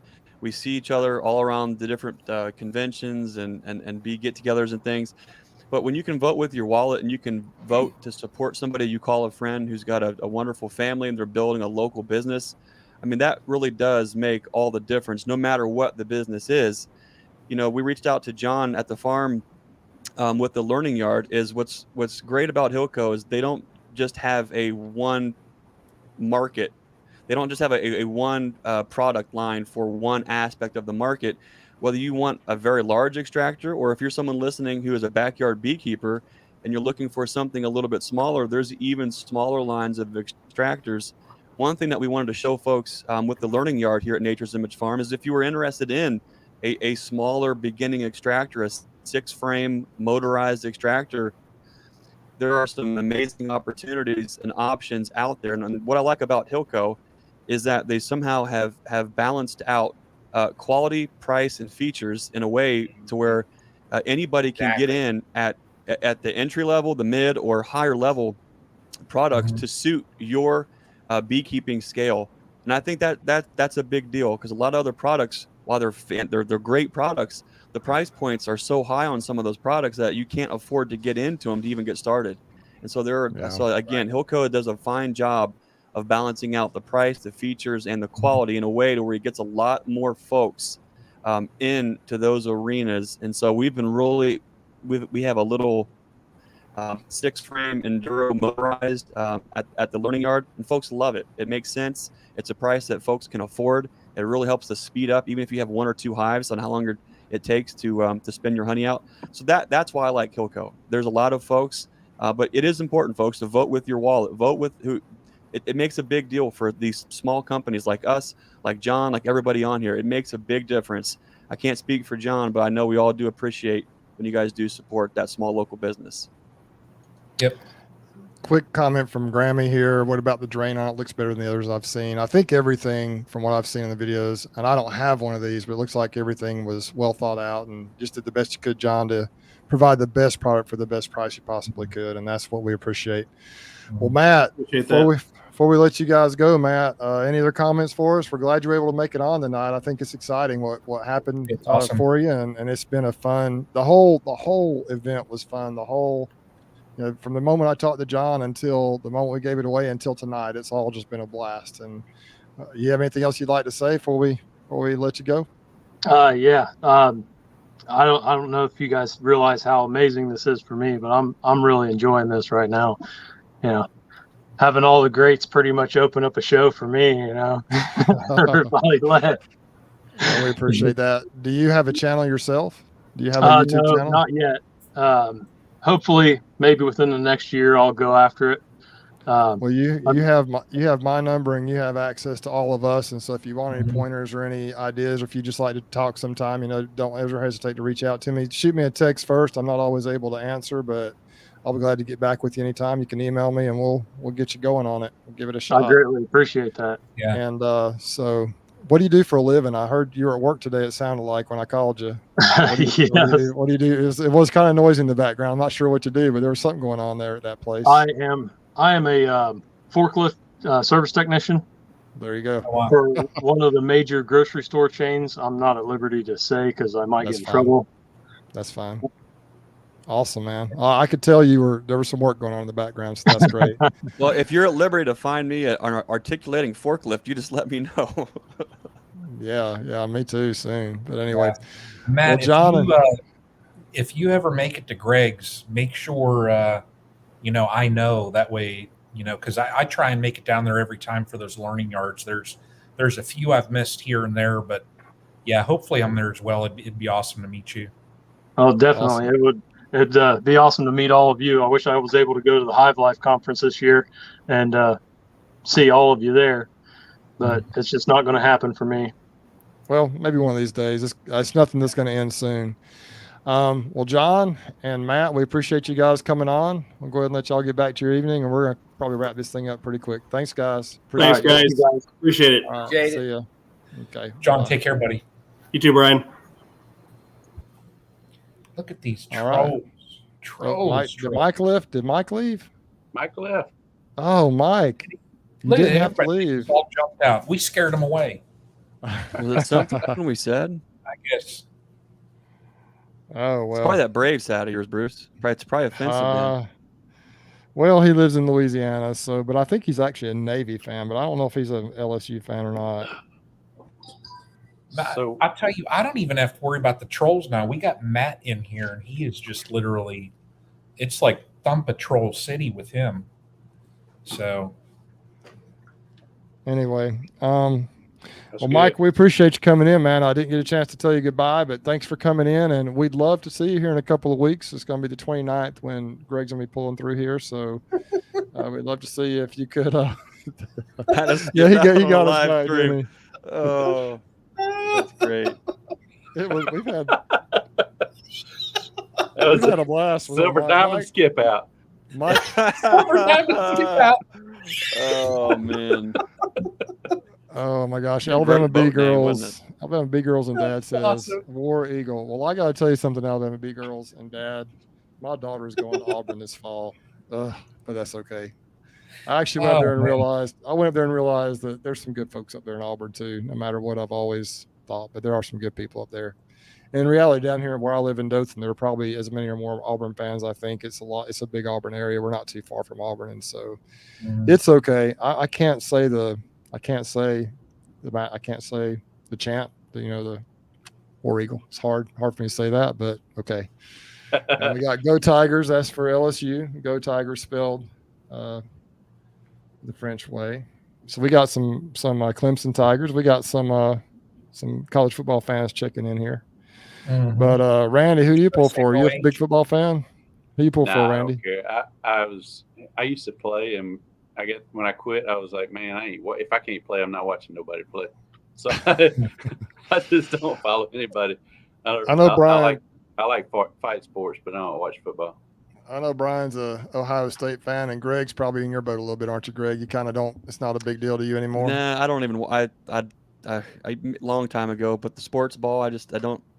It's fun. I like some of the old school stuff. When I was a kid in the '90s, Dream Team and some of that stuff. But it's just you know how it is. You raise a family and you got the farm. It's hard to get serious about anything else. But we got George on here. We got Bison. I think is Bison one of the Dakotas. I think it's one of the Dakotas. We got Florida State. I assume the FSU is Florida State. Roll Tide. There you go, Russell. That's right.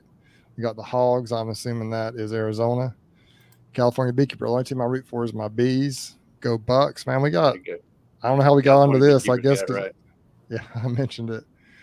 Mhm. Michelle. Oh, Michelle, you disappoint me. Michelle. She said, where you go? I'll tell you why. And I thought she was my friend. Jose that's right. Mike is a Hurricanes fan. Oh, He is a man. Greg, you Hurricanes asked me fan, about, that's right. you asked me about what I was drinking. that's They are nasty. settled. Oh, Randy, like I've those had kids. four of those chia seeds. got after your drink. And I tell you, you're asking about following sports. I had a guy contact me through Instagram who is a pro MMA fighter, and I follow MMA pretty close. So I was like, "There's no way this is just somebody's made this name up." And so I back and forth messaged him a few times, and I finally I gave him my phone number. I said, "Hey, call me," because he's into beekeeping. He's a new beekeeper. He was interested, and I was like, "There's just no way." So he called me, and I was on the highway driving, and I was like, "Hey, this is Randy," and he said, "Hey, it's Mo here," and I was like, "Mo?" He said, "King Mo." I said, "There, you got to be kidding me!" And I heard his voice, and I was like, "It is him." Wow. There's no way. Cool. So we talked for a little while, and we talked about once a week or so, and he said, "Man, I got to get you back in fight shape." I said, "Man, I'm 52 years old. Fight shape is not happening again." So he's the one that got me drinking chia seed. He said, just pound the waters, put chia seed in your water, pound the waters, and I don't get hungry when I'm drinking it. I haven't eaten. I haven't eaten all day except for this little piece of banana nut bread, and you can see how much of that I ate. It wasn't much. So I'm just not hungry. Randy, Wow. I used to put those in when I would do shakes in the morning. Yeah. I would put those chia seeds in the shake. And prior to doing that, like an hour later, from fruit and some greens and some powder, you're hungry. Yeah. I would add those because they bulk up. Yeah, they You're- do. I mean, it felt like I Where had do they come from? Where does chia? I mean, I know the chia pet. You You know, Yeah, you don't get them want at that happening. Walmart. It's a little chia pet, and you shuck them off a little chia pet. Is that what it is? That's where they come from. And now you know. They come on a little pet. yeah. I have I no got clue 'em. where they come from. Yeah, I don't know, but Little- yeah, little- they work because I would literally be filled up for like from drinking a shake. I'd be filled for like 8 hours. Little trivia here for you Put guys. them on ice cream. Yeah. Who can tell me what mascot that is for what team? The Chanticleers. Chanticleers sounds like some kind of French stuff. So I'm thinking Louisiana. No. You know what it is? Don't you know what that is, Randy? No, that reminds me of an old cartoon my kids used to watch. It was a rooster called Chanticleer. That's exactly what that is, and it is coastal Carolina. And how do I know this? You might ask. Oh, wow. Well, I know this Bruce, because how do you know this? I am actually a BYU. I played football at BYU a little bit way back in the day, and the Whoa. last year in 2020, BYU was undefeated. And that was the crazy Oh, wow. year where teams were scheduling games. They didn't know they were going to play the next week. On a Thursday, I believe it was, BYU scheduled a game with the Chanticleers in Carolina on Saturday. So they had 2 days to get over there and to play that game, and they lost. Oh, wow. It was horrible. I mean, against the against Chantic. I thought Ohio State Buckeyes was a pretty poor name, but the Chanticleers. I mean, what in the I world's don't a know, Chanticleer? the fighting mascot? roosters. I don't know. They An might oyster? be kind of mean, but this is a rooster. It's a I rooster. don't know. It's a It's rooster. like Oh, it's a it's like rooster. fighting rooster. Yeah. Yeah. You know, is that cartoon? I say boy. Wasn't that a Chanticleer? That I said Foghorn he was leg. a Foghorn foghorn leghorn. wasn't he a Chanticleer? I think he was a Chanticleer. I think it was a leghorn, a white leghorn. Yeah.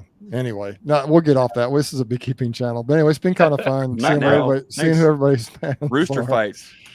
But anyway, so Hey, Bruce, you see what you did there? You tied in the Chanticleer rooster with the Dirtrooster. there Look you at go. you just I tying tied- it all together. Man, look at you Well, sewing it up I nice and think- neat. Look at that. I think you're the one that actually tied it in, Greg. I just gave you the opportunity because Thanks, Bruce. I wish I could take credit for that, but I can't. Bruce is a poet, and he didn't even know it. No, That it is didn't know that is it. for sure. That is for sure. Man, this has been so much fun. We still got 163 folks on here. What about Oh, you tonight, know what? man? We met Emily. Go ahead. How long do you want to go? I'm good. I'm good. for 10 minutes however ago, long. I think Bruce said. We were going to try and keep up with Bob and Lee. We were going to do what, 6 hours tonight? Hey, I'm good for at least another 2. Here we go. Look at this. The 628 Chanticleers. Oh, man, that's got a nice ring to it. That's got a nice ring to it.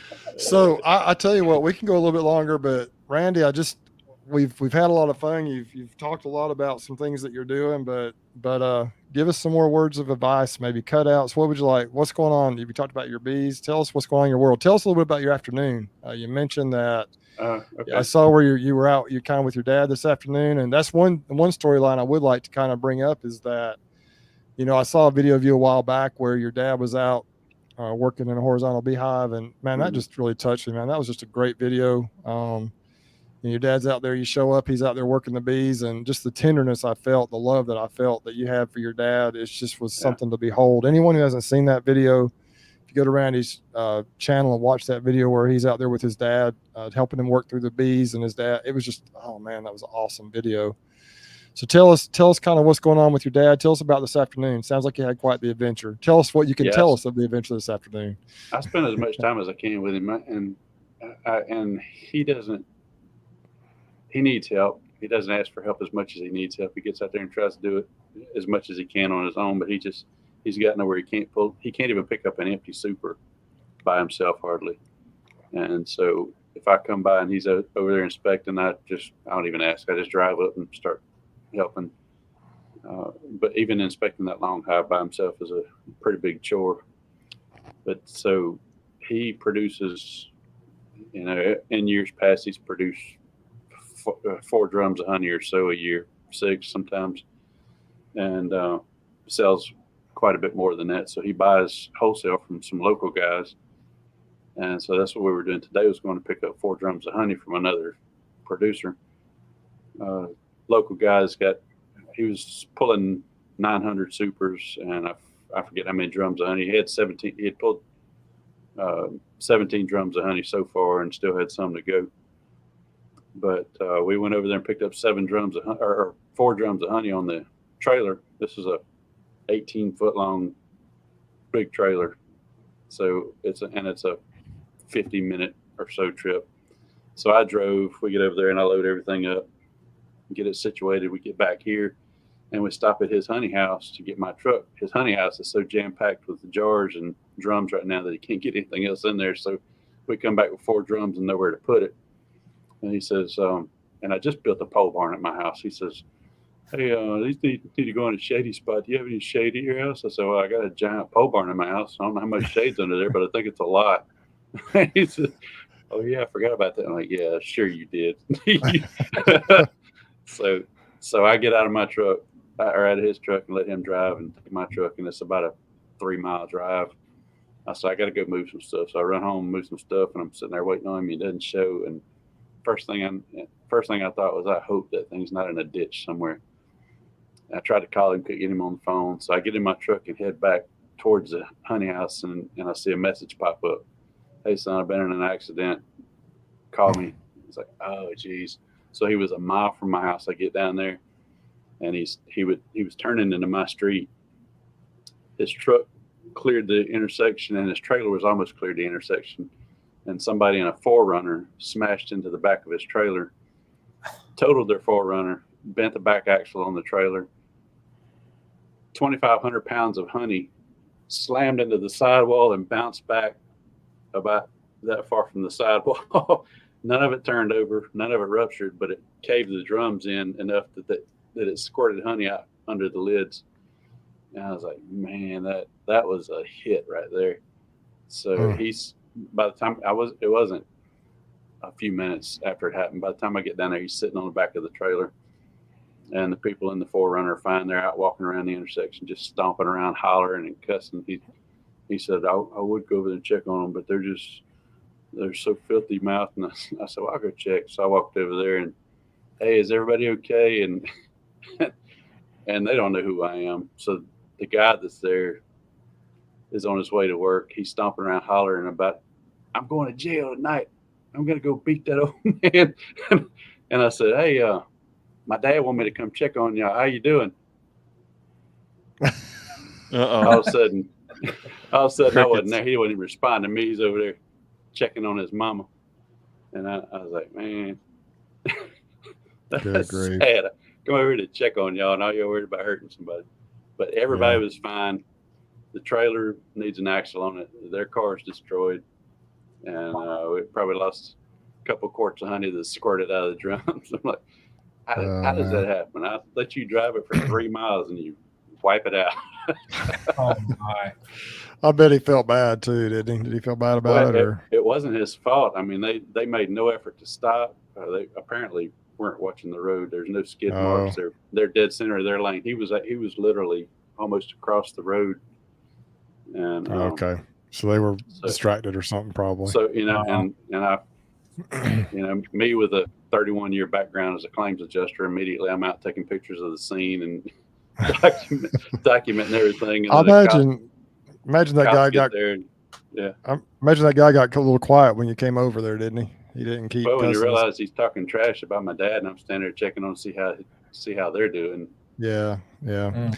Well, hey, this is something that Lisa over here said that, we're talking about some serious stuff here. I would give anything to work with my dad again side by side. And years ago, I was thinking about, my dad passed away in 2013, and I would just love to just go ride around the farm on the Polaris Ranger with him and just chat and spend some time with him. So these are very, positive or negative moments. They're so precious and just so valuable right now. So it sounds like obviously you got your heart in the right place, and you're. Yeah, I love him, and I spend as much time as I can with him, and we're opposites. We butt heads on everything. We used to anyway. It's gotten to the point where you know, he does his thing, I do my thing. We don't argue about it much. But in years past, we butted heads on everything. Him and my brother are identical, and me and my mom, you know, our personalities are very similar. But you know, I go out in the yard with him. If he wants to do something and I don't agree with it, I just say, hey, you know, here's how I would do it. And these days he'll kind of go along with whatever. Yeah. And, Yeah. But he's been a boss for so many years. He don't know how to not give orders. So when he would go on a job with me, when he was able to go on jobs, he'd be telling me how to do something that I've done a million times and he's never done it before. And I would go, hey, why don't you go get on Craigslist and see if somebody's looking for a supervisor, because I don't need one here. And he would get so mad.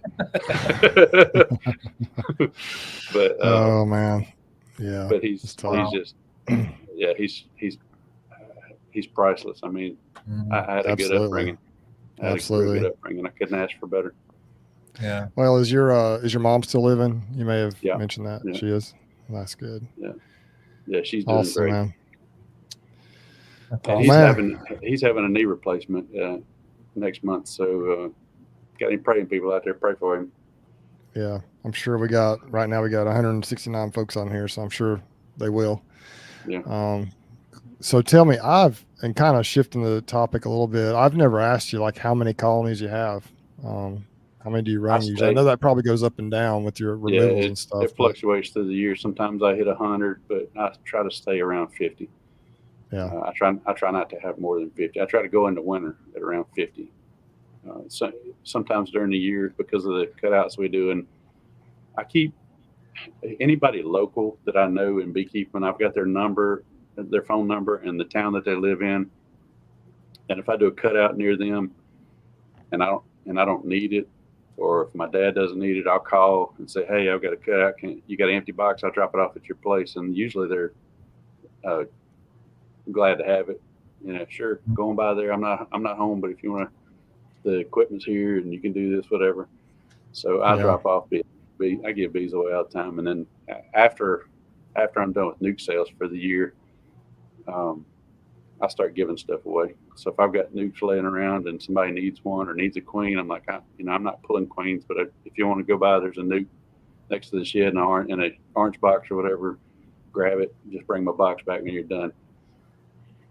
If I'm too busy, I'm not coming out to pull a queen for somebody and cripple a hive that I've got that is doing all right. So I just and most of the time it's new beekeepers, and half the time they don't even need a new queen. They just can't see the one they've got. So they think they need a queen, and I'm like, did you see eggs? Well, I don't know. I don't know what to look for, or well, if you're not, just because you don't see a queen don't mean you don't have a queen. Because I have pulled queens and driven an hour to requeen 2 nukes I sold to somebody, get over there and pull a frame, and it's first frame the queen's right there. I'm like, there she is. There's all your brood. I got the whole rest of the day scheduled. I can't go take these queens back and put them up, so they end up staying in my truck and dying through the day because I just lost 2 queens because somebody didn't know what a queen looks like.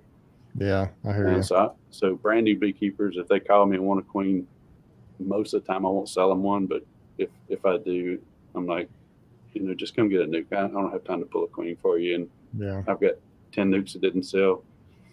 There they are. Go pick one out. Here's a question for you. It's just a how many cutouts have you done this year, do you think? This year I have done 54. Wow, you're busy. You're at it several times a week then, aren't you, doing the cutouts? Yeah. And some weeks I don't do any. Some weeks I do 4.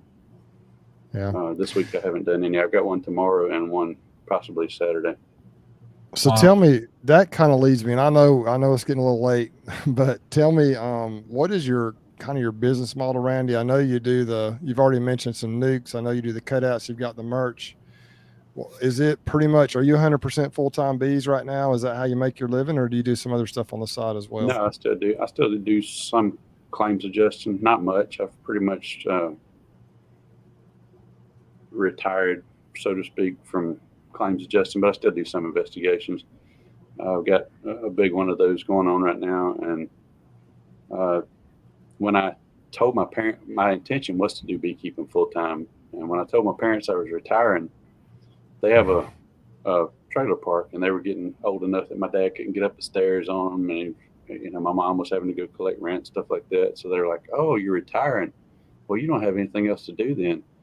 And we need somebody to run the trailer park, and me being the only one in town here that has ever had rental properties before and knew the drill, knew how to deal with it. I was the best option for them, and so that takes up a good bit of time. But during the summer, I'm cutouts as much as I can, and then property management, claims adjusting, dealing with. I don't deal with the merchandise much anymore because Elizabeth has taken over that role quite a bit, and a few other things. But hey, I'm all over the place. Let me ask you something, if you don't mind, if you're able to do this for people like Don Bearden said he's going to put your dad's name on their prayer list, I guess, at church. Sure. What is your dad's name so people can pray for him by name? Pat McCaffrey. Pat McCaffrey. So if anyone wants to pray for him by name, that's his name, Pat McCaffrey. Yeah. Surgery's on August 1st.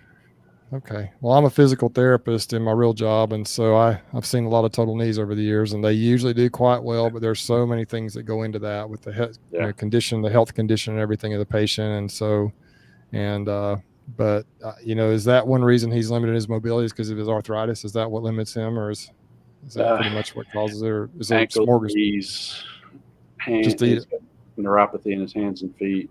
As they say down here in the South, he's eat up with arthritis, huh? Old Arthur's got him. Old Arthur's got him.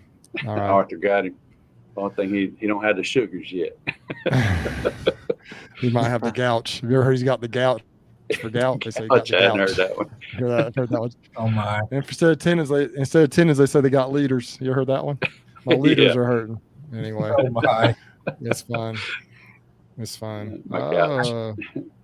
I did rehab nursing for a few years, so I worked right along with those like Bruce, the physical therapist, and those joints. It's a pain right after the movement. I'm sure he's going to grumble a little bit, but like a couple of the comments in here, he'll love a new joint.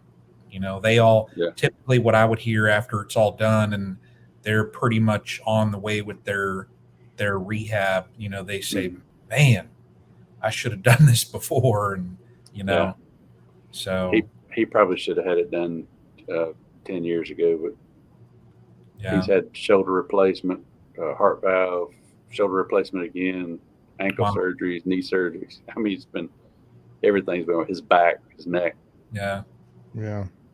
All right. So we got folks starting to kind of check that on us. It is getting late, especially on the East Coast. Brian, you're just getting warmed up out there on the West Coast, man. It's only 7:25 out there. The sun is just going down. It's up. So that's what I'm saying. I'm on Bob and Lee time. I got another 2-3 hours yet. Yeah. Oh yeah. Look at here, Grammy. Let me change that out. Michelle said she's got to get up early and get into her bees. It's been an epic chat. Thanks for everything you do. And then Lisa says this, talking about diabetes. Diabeticus. Lisa literally lives 20 minutes from me here. And I guess there's somebody else, Mrs. Ray Paul, on here that lives, I guess, right here in Houston County where I live as well. She's been back and forth. Miss Paul, I put my email up above. Be sure it's bruce@brucesbees.com. And I live right here in Houston County as well. That name is familiar. I wonder if I've talked or met with her husband before that. I mean, I've seen so many people as patients, and here, local people. I know a lot of folks. But anyway, let's kind of go around the horn here. Maybe last words of advice, last thoughts that you may have. I think am I correct on this, Brian and Greg? Next week, we're going to take a break. We're going to take the week off, and we have a huge surprise coming on August 2nd. Is that right, Brian? That's a Wednesday, August 2nd at 8:00 p.m. Eastern. Isn't that the night we're going to do this? Is that the next Wednesday? Let me check. I think that's what you were telling me. We have another iconic guest. August 3rd. August 3rd, Wednesday. Eastern, 5:00 Pacific. 7:00 Central and 6:00 Mountain Time. There you go.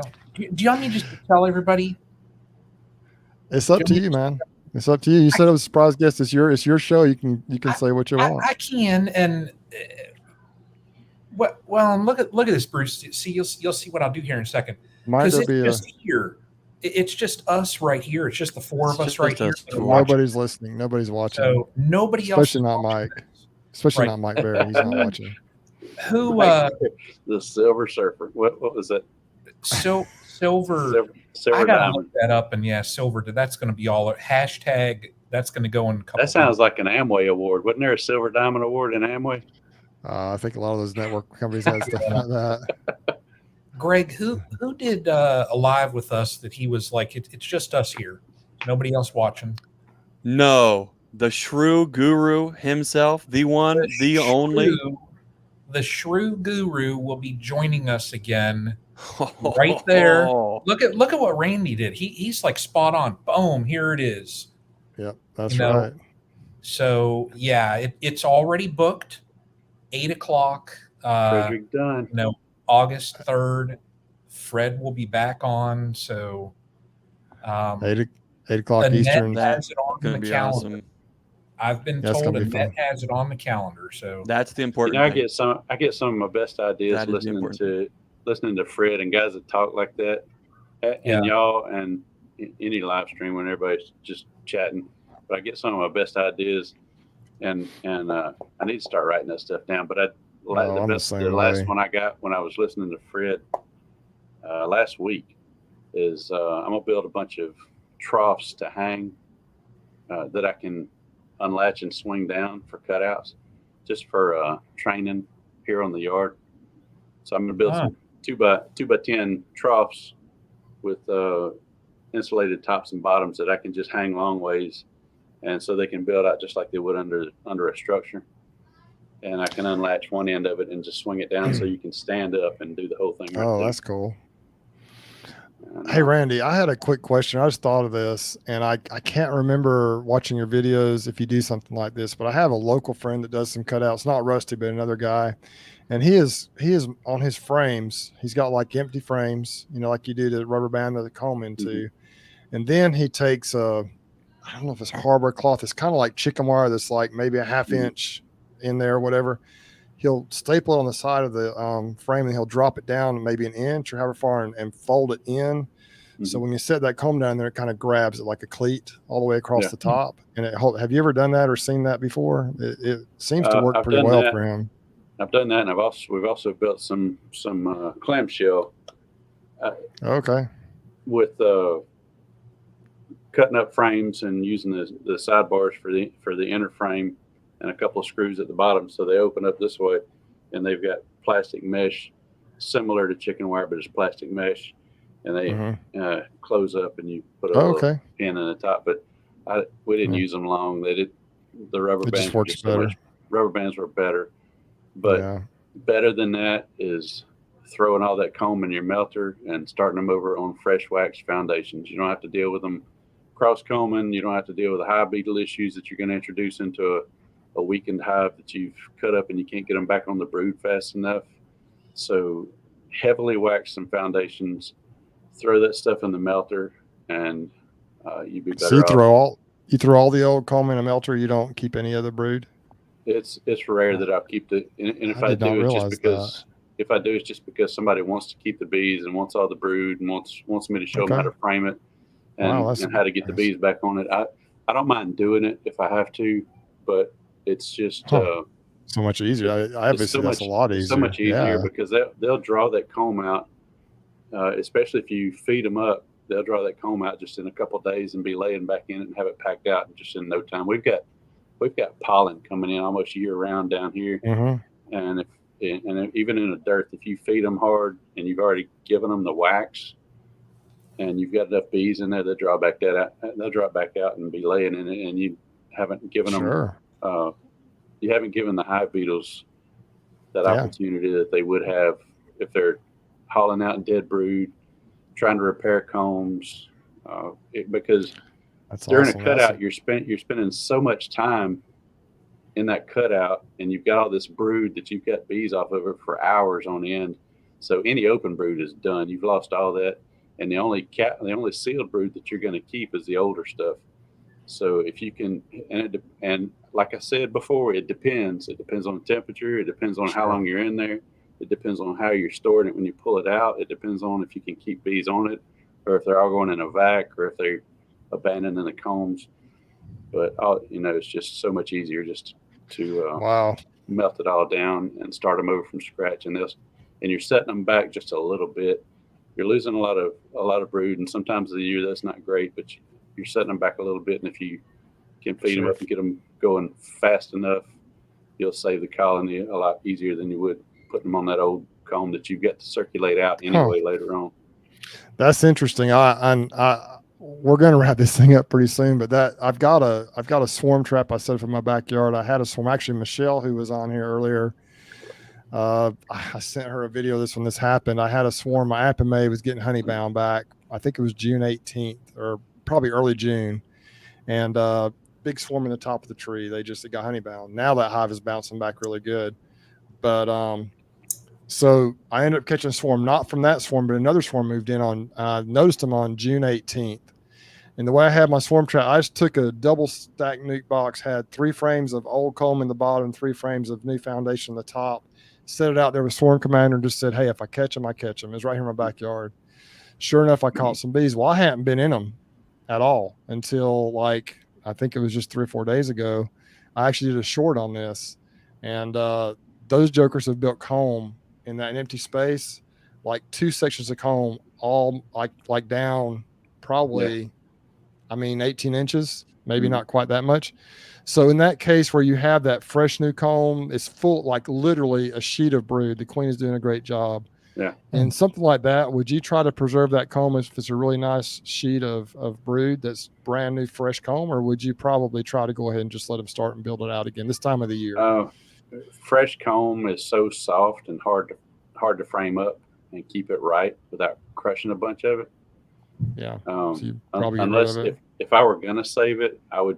Is that 18 inches in some empty boxes? Top to bottom. Yes. Well, it's just like I say, there's 3 frames and 2 double stack. It's a 2 double stack 5-frame nuke boxes, like 2 deep nuke 5-frame nukes. They've got 3 frames pushed to one side, and on the one side it was empty. And so they've built 2. One of them is probably 8 inches down. It's like the V shape, it's like they're building from the top down. The other one next to it may not be quite as big, but one of them is just one of the most beautiful sheets of brood. It depends on the numbers. It depends on numbers in the hive. If they need the numbers, I would probably try to save it. I probably will. I can get at least one solid frame out of it completely. I'll probably just try to do that, and then maybe just put foundation in the rest of it. But man, you got to fit it. You got to fit it right though. If you don't, it'll just they won't. Yeah, I think if I can cut it nice and be gentle with it, I can get just without even having to break the comb up. Hopefully, if it's not too fragile, I can get it in there. And I'm not the expert on the removals though. That's a lot of the problem with the new comb. And so it's funny because some of it is hard and you can handle it, and some of it is just you can't even touch it hardly without it. It's surprising that it's even still hanging in a joist space or whatever because it's so soft. Yeah, I'll shoot you. When we're done tonight, I'll shoot you a video of it. You can see what I'm talking about, but it's really just beautiful. So let's go around the horn one more time. Brian, what we got? We got the Shrew Guru coming in. What else you got planned or anything going on? We are going to take next week off. So y'all could just, we're not going to do a live stream next week with the stream team, but what else you got for us, Brian? I tell you, I'm looking forward to Friday of this week. Going to go and get to visit Jose, spend some time at Uribe honeybees. So, and whatever I've told him, like I always tell Greg, when I was first going down to Greg's, Greg had always asked, what do you want to see? What do you want to do? And I'm like, whatever you have going on that day, that's what I want to see and what I want to do. Don't matter to me.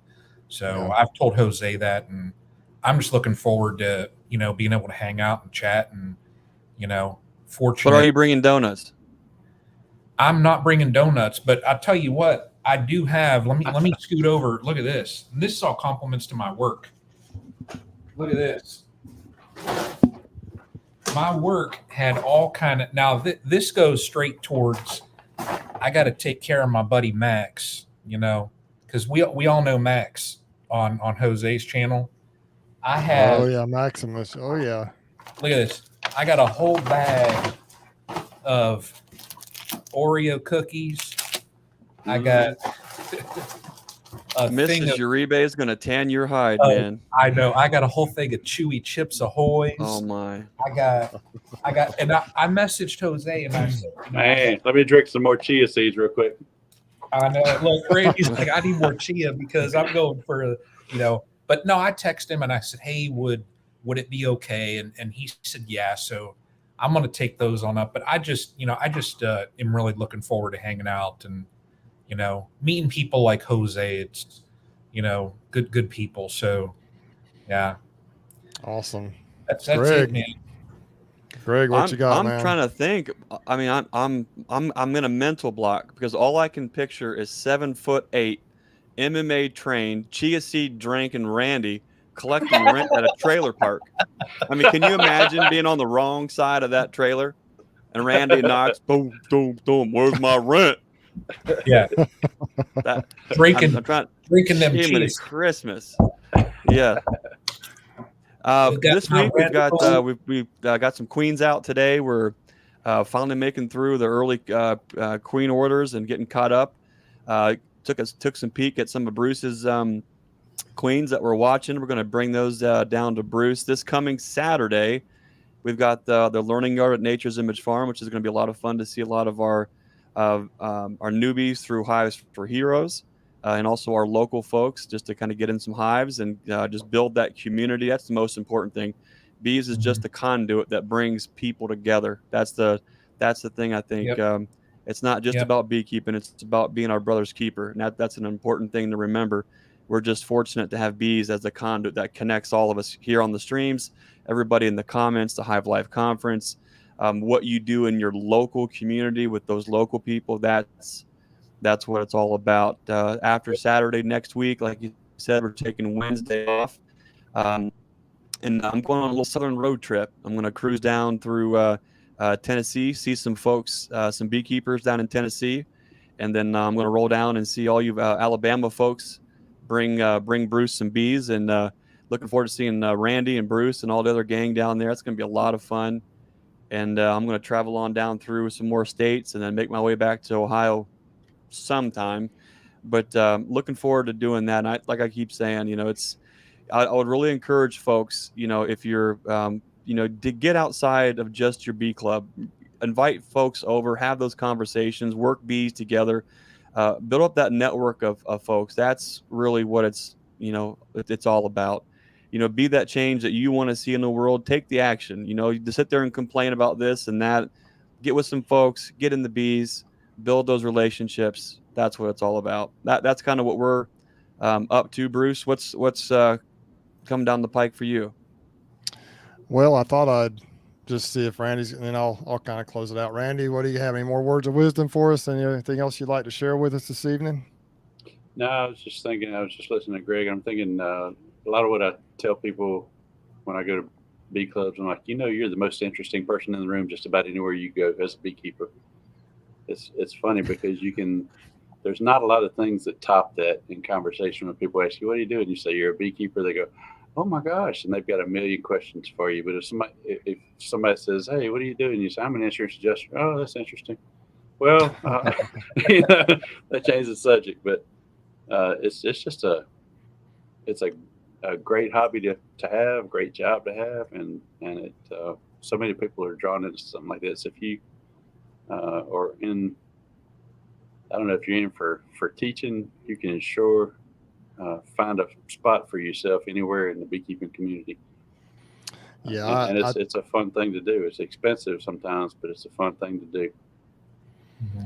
Well, like Greg says, it's those bugs in a box. What is it about those bugs in a box that are so awesome? And I don't know really what it is. I don't know if anybody really knows what it is, but it is incredible. It's a therapeutic thing for people who have mental issues, for veterans, for prisoners, for people who are struggling.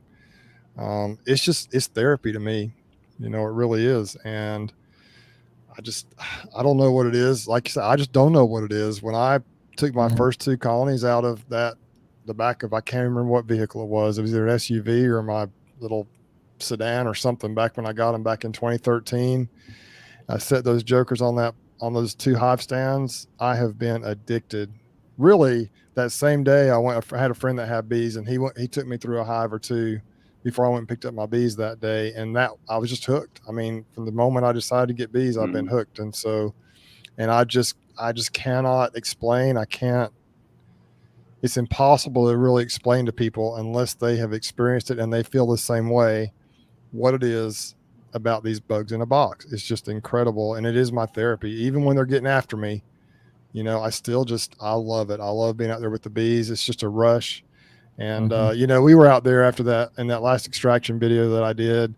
And at the end of it, Ed, who's another son of one is his YouTube name, but he was standing out by all those bees and they were starting to clean out those supers. And he just kind of did this, put his arms up and just kind of looked up at the bees, kind of like you described earlier with all the bees flying around. Yeah. And it's just crazy. It's a miracle. It's awesome. And so, and Matt Kirtland says on here, it's a true addiction, and it really is. And there are things that could be much worse, addictions that could be much worse. But the thing about beekeeping, I think that is also so awesome is you can do whatever you want. If you want to have a colony or two, if you're willing to work at it, you can do that. You can get a little bit of honey for yourself and your family and friends. But if you want to blow it up and turn it into some kind of a business, whether it be sideliner or commercial, if you want to do cutout, you can do whatever you want to do with it. And it's not going to 100% break the bank. If you want to really go into it full scale business, you got to treat it like a business. But if you're a hobbyist, what other hobby can you do that is as affordable, honestly, as beekeeping? People say it's not, but it really is. When you think about boating, you think about fishing, you think about golfing, you think about those kind of things and the type of equipment you have to buy, and you don't make any money from it unless that's your business, really. So it's pretty cool to think about the incredible opportunities. I get excited about it. I get burnt out on it every year, and then I get excited about it again in the spring. Yeah. Because I do it so much. I see 40, 50 swarm catches a year, and then another 100 cutouts. And so by the end of the season, I'm like, oh, please not. But then when we go for a couple months with, maybe one or two cutouts a month, and I'm like, man, this is dry. Go. And then when February rolls around, I'm like, yeah, it's about to happen. I get excited, and then I get a call for a cutout in February or late January. I'm like, yes, I'm so excited. Go. Game on, yeah. And it's only been a month or two since I've done a cutout, but I'm like, God, man, do I even really know what I'm doing anymore? I know, no doubt. It's like every time you approach the bees, every time you get in them, it's like you're opening up a new gift or a new present or you just don't know what you're going to see, because you look at the box on the outside and then you open it up and it's just, it's like you're opening up a new adventure every time. And I tell people every time, and it's an adventure. That's just what it is. You don't know what you're going to run into. Yeah. And I had a video back, I guess it was last spring, where I showed up at the bee yard. I was going to do this, and I ended up like having to split some colonies. It was early, like in February, and I had to split some colonies that had queen cells in them. And while I was there, a swarm flew over my head into a swarm trap that I was put up over on a tree. And I mean, everything it's like I had no idea what was going to happen. But earlier in the day, I was trying to catch a swarm up in the tree that was too high, and my truck about broke my neck. So I set up a swarm trap. And while I went up and got some equipment, when I came back, was doing the split or going through that colony, all of a sudden the swarm left from the tree and we're in the swarm trap right behind me. I mean, that kind of stuff, where else can you experience something like that? You just can't. I mean, you can't. No. So yeah. Anyway, it's been a tremendous evening, guys. And Randy, I can't express enough how much I appreciate you coming on. I also appreciate Emily. Appreciate Emily for coming on. Emily, I think you're on your way. Just continue to stay humble and learn. And you are now a part of our community as beekeepers and as the Hive Life movement. You're part of the Stream Team. Also, John and Matt for coming on, and Mike for coming in here as well. It's been a lot of fun. And most of all, Randy, we've really enjoyed listening to your wisdom and the thoughts that you've had and the things that you've had. And we'll definitely have to do this again. Oh, was that wisdom? I didn't know that. Yeah, Them man. chia seeds. I don't know about that one, though. Some sea monkeys in the bottom of that thing. Yeah, that's right there. I love your videos, man, because like some of the stuff, like the one you did down in the rough neighborhood where you gave some advice, you talked about being careful and all the things you got to watch. I mean, there's always some sort of, little pearls of wisdom in those videos. And I mean, you have a lot of fun with it, but then again, you get serious sometimes too. And I think it's all just at the right time, what you do. And I just appreciate that. It's a very, I enjoy putting it out there, and And it's all highly edited, of course, because I say some stupid stuff. But I get to cut it out. Well, Except for if I fortunately, you want to. can edit. Yeah, you can edit. Yeah. That's right. My problem You know, is with mine. If I didn't edit my videos, it'd be like an hour long, every one of them, because I film way too much, and so Yeah. that's my problem. That last video was 3 hours, over 3 hours of footage that I had to edit to get down to what was it, 40 something, Yeah. 40 minutes or something. Mhm. It's like, that man. you know, just about being aware. That was That was good. I enjoyed Yeah. that. Yeah, and it's spot on. I mean, what you were saying in there, that's just spot on. So, but Yeah, and it's I'll funny, let I had think- quite a few comments, people coming back at me about, you don't know what you're talking about, and it's all laced with profanity, so I got to delete it. But I'm like, I've been in street ministry, I've worked in the jail ministry, I've worked with the homeless so much that you don't even know. And I grew up across the street from the Salvation Army in my dad's shop, and so I was always around them. I've dealt with them more than most people, and they come in there and just cuss me out and tell me I don't know what I'm talking about. I'm like, yeah, well. Yeah. Go somewhere else with that.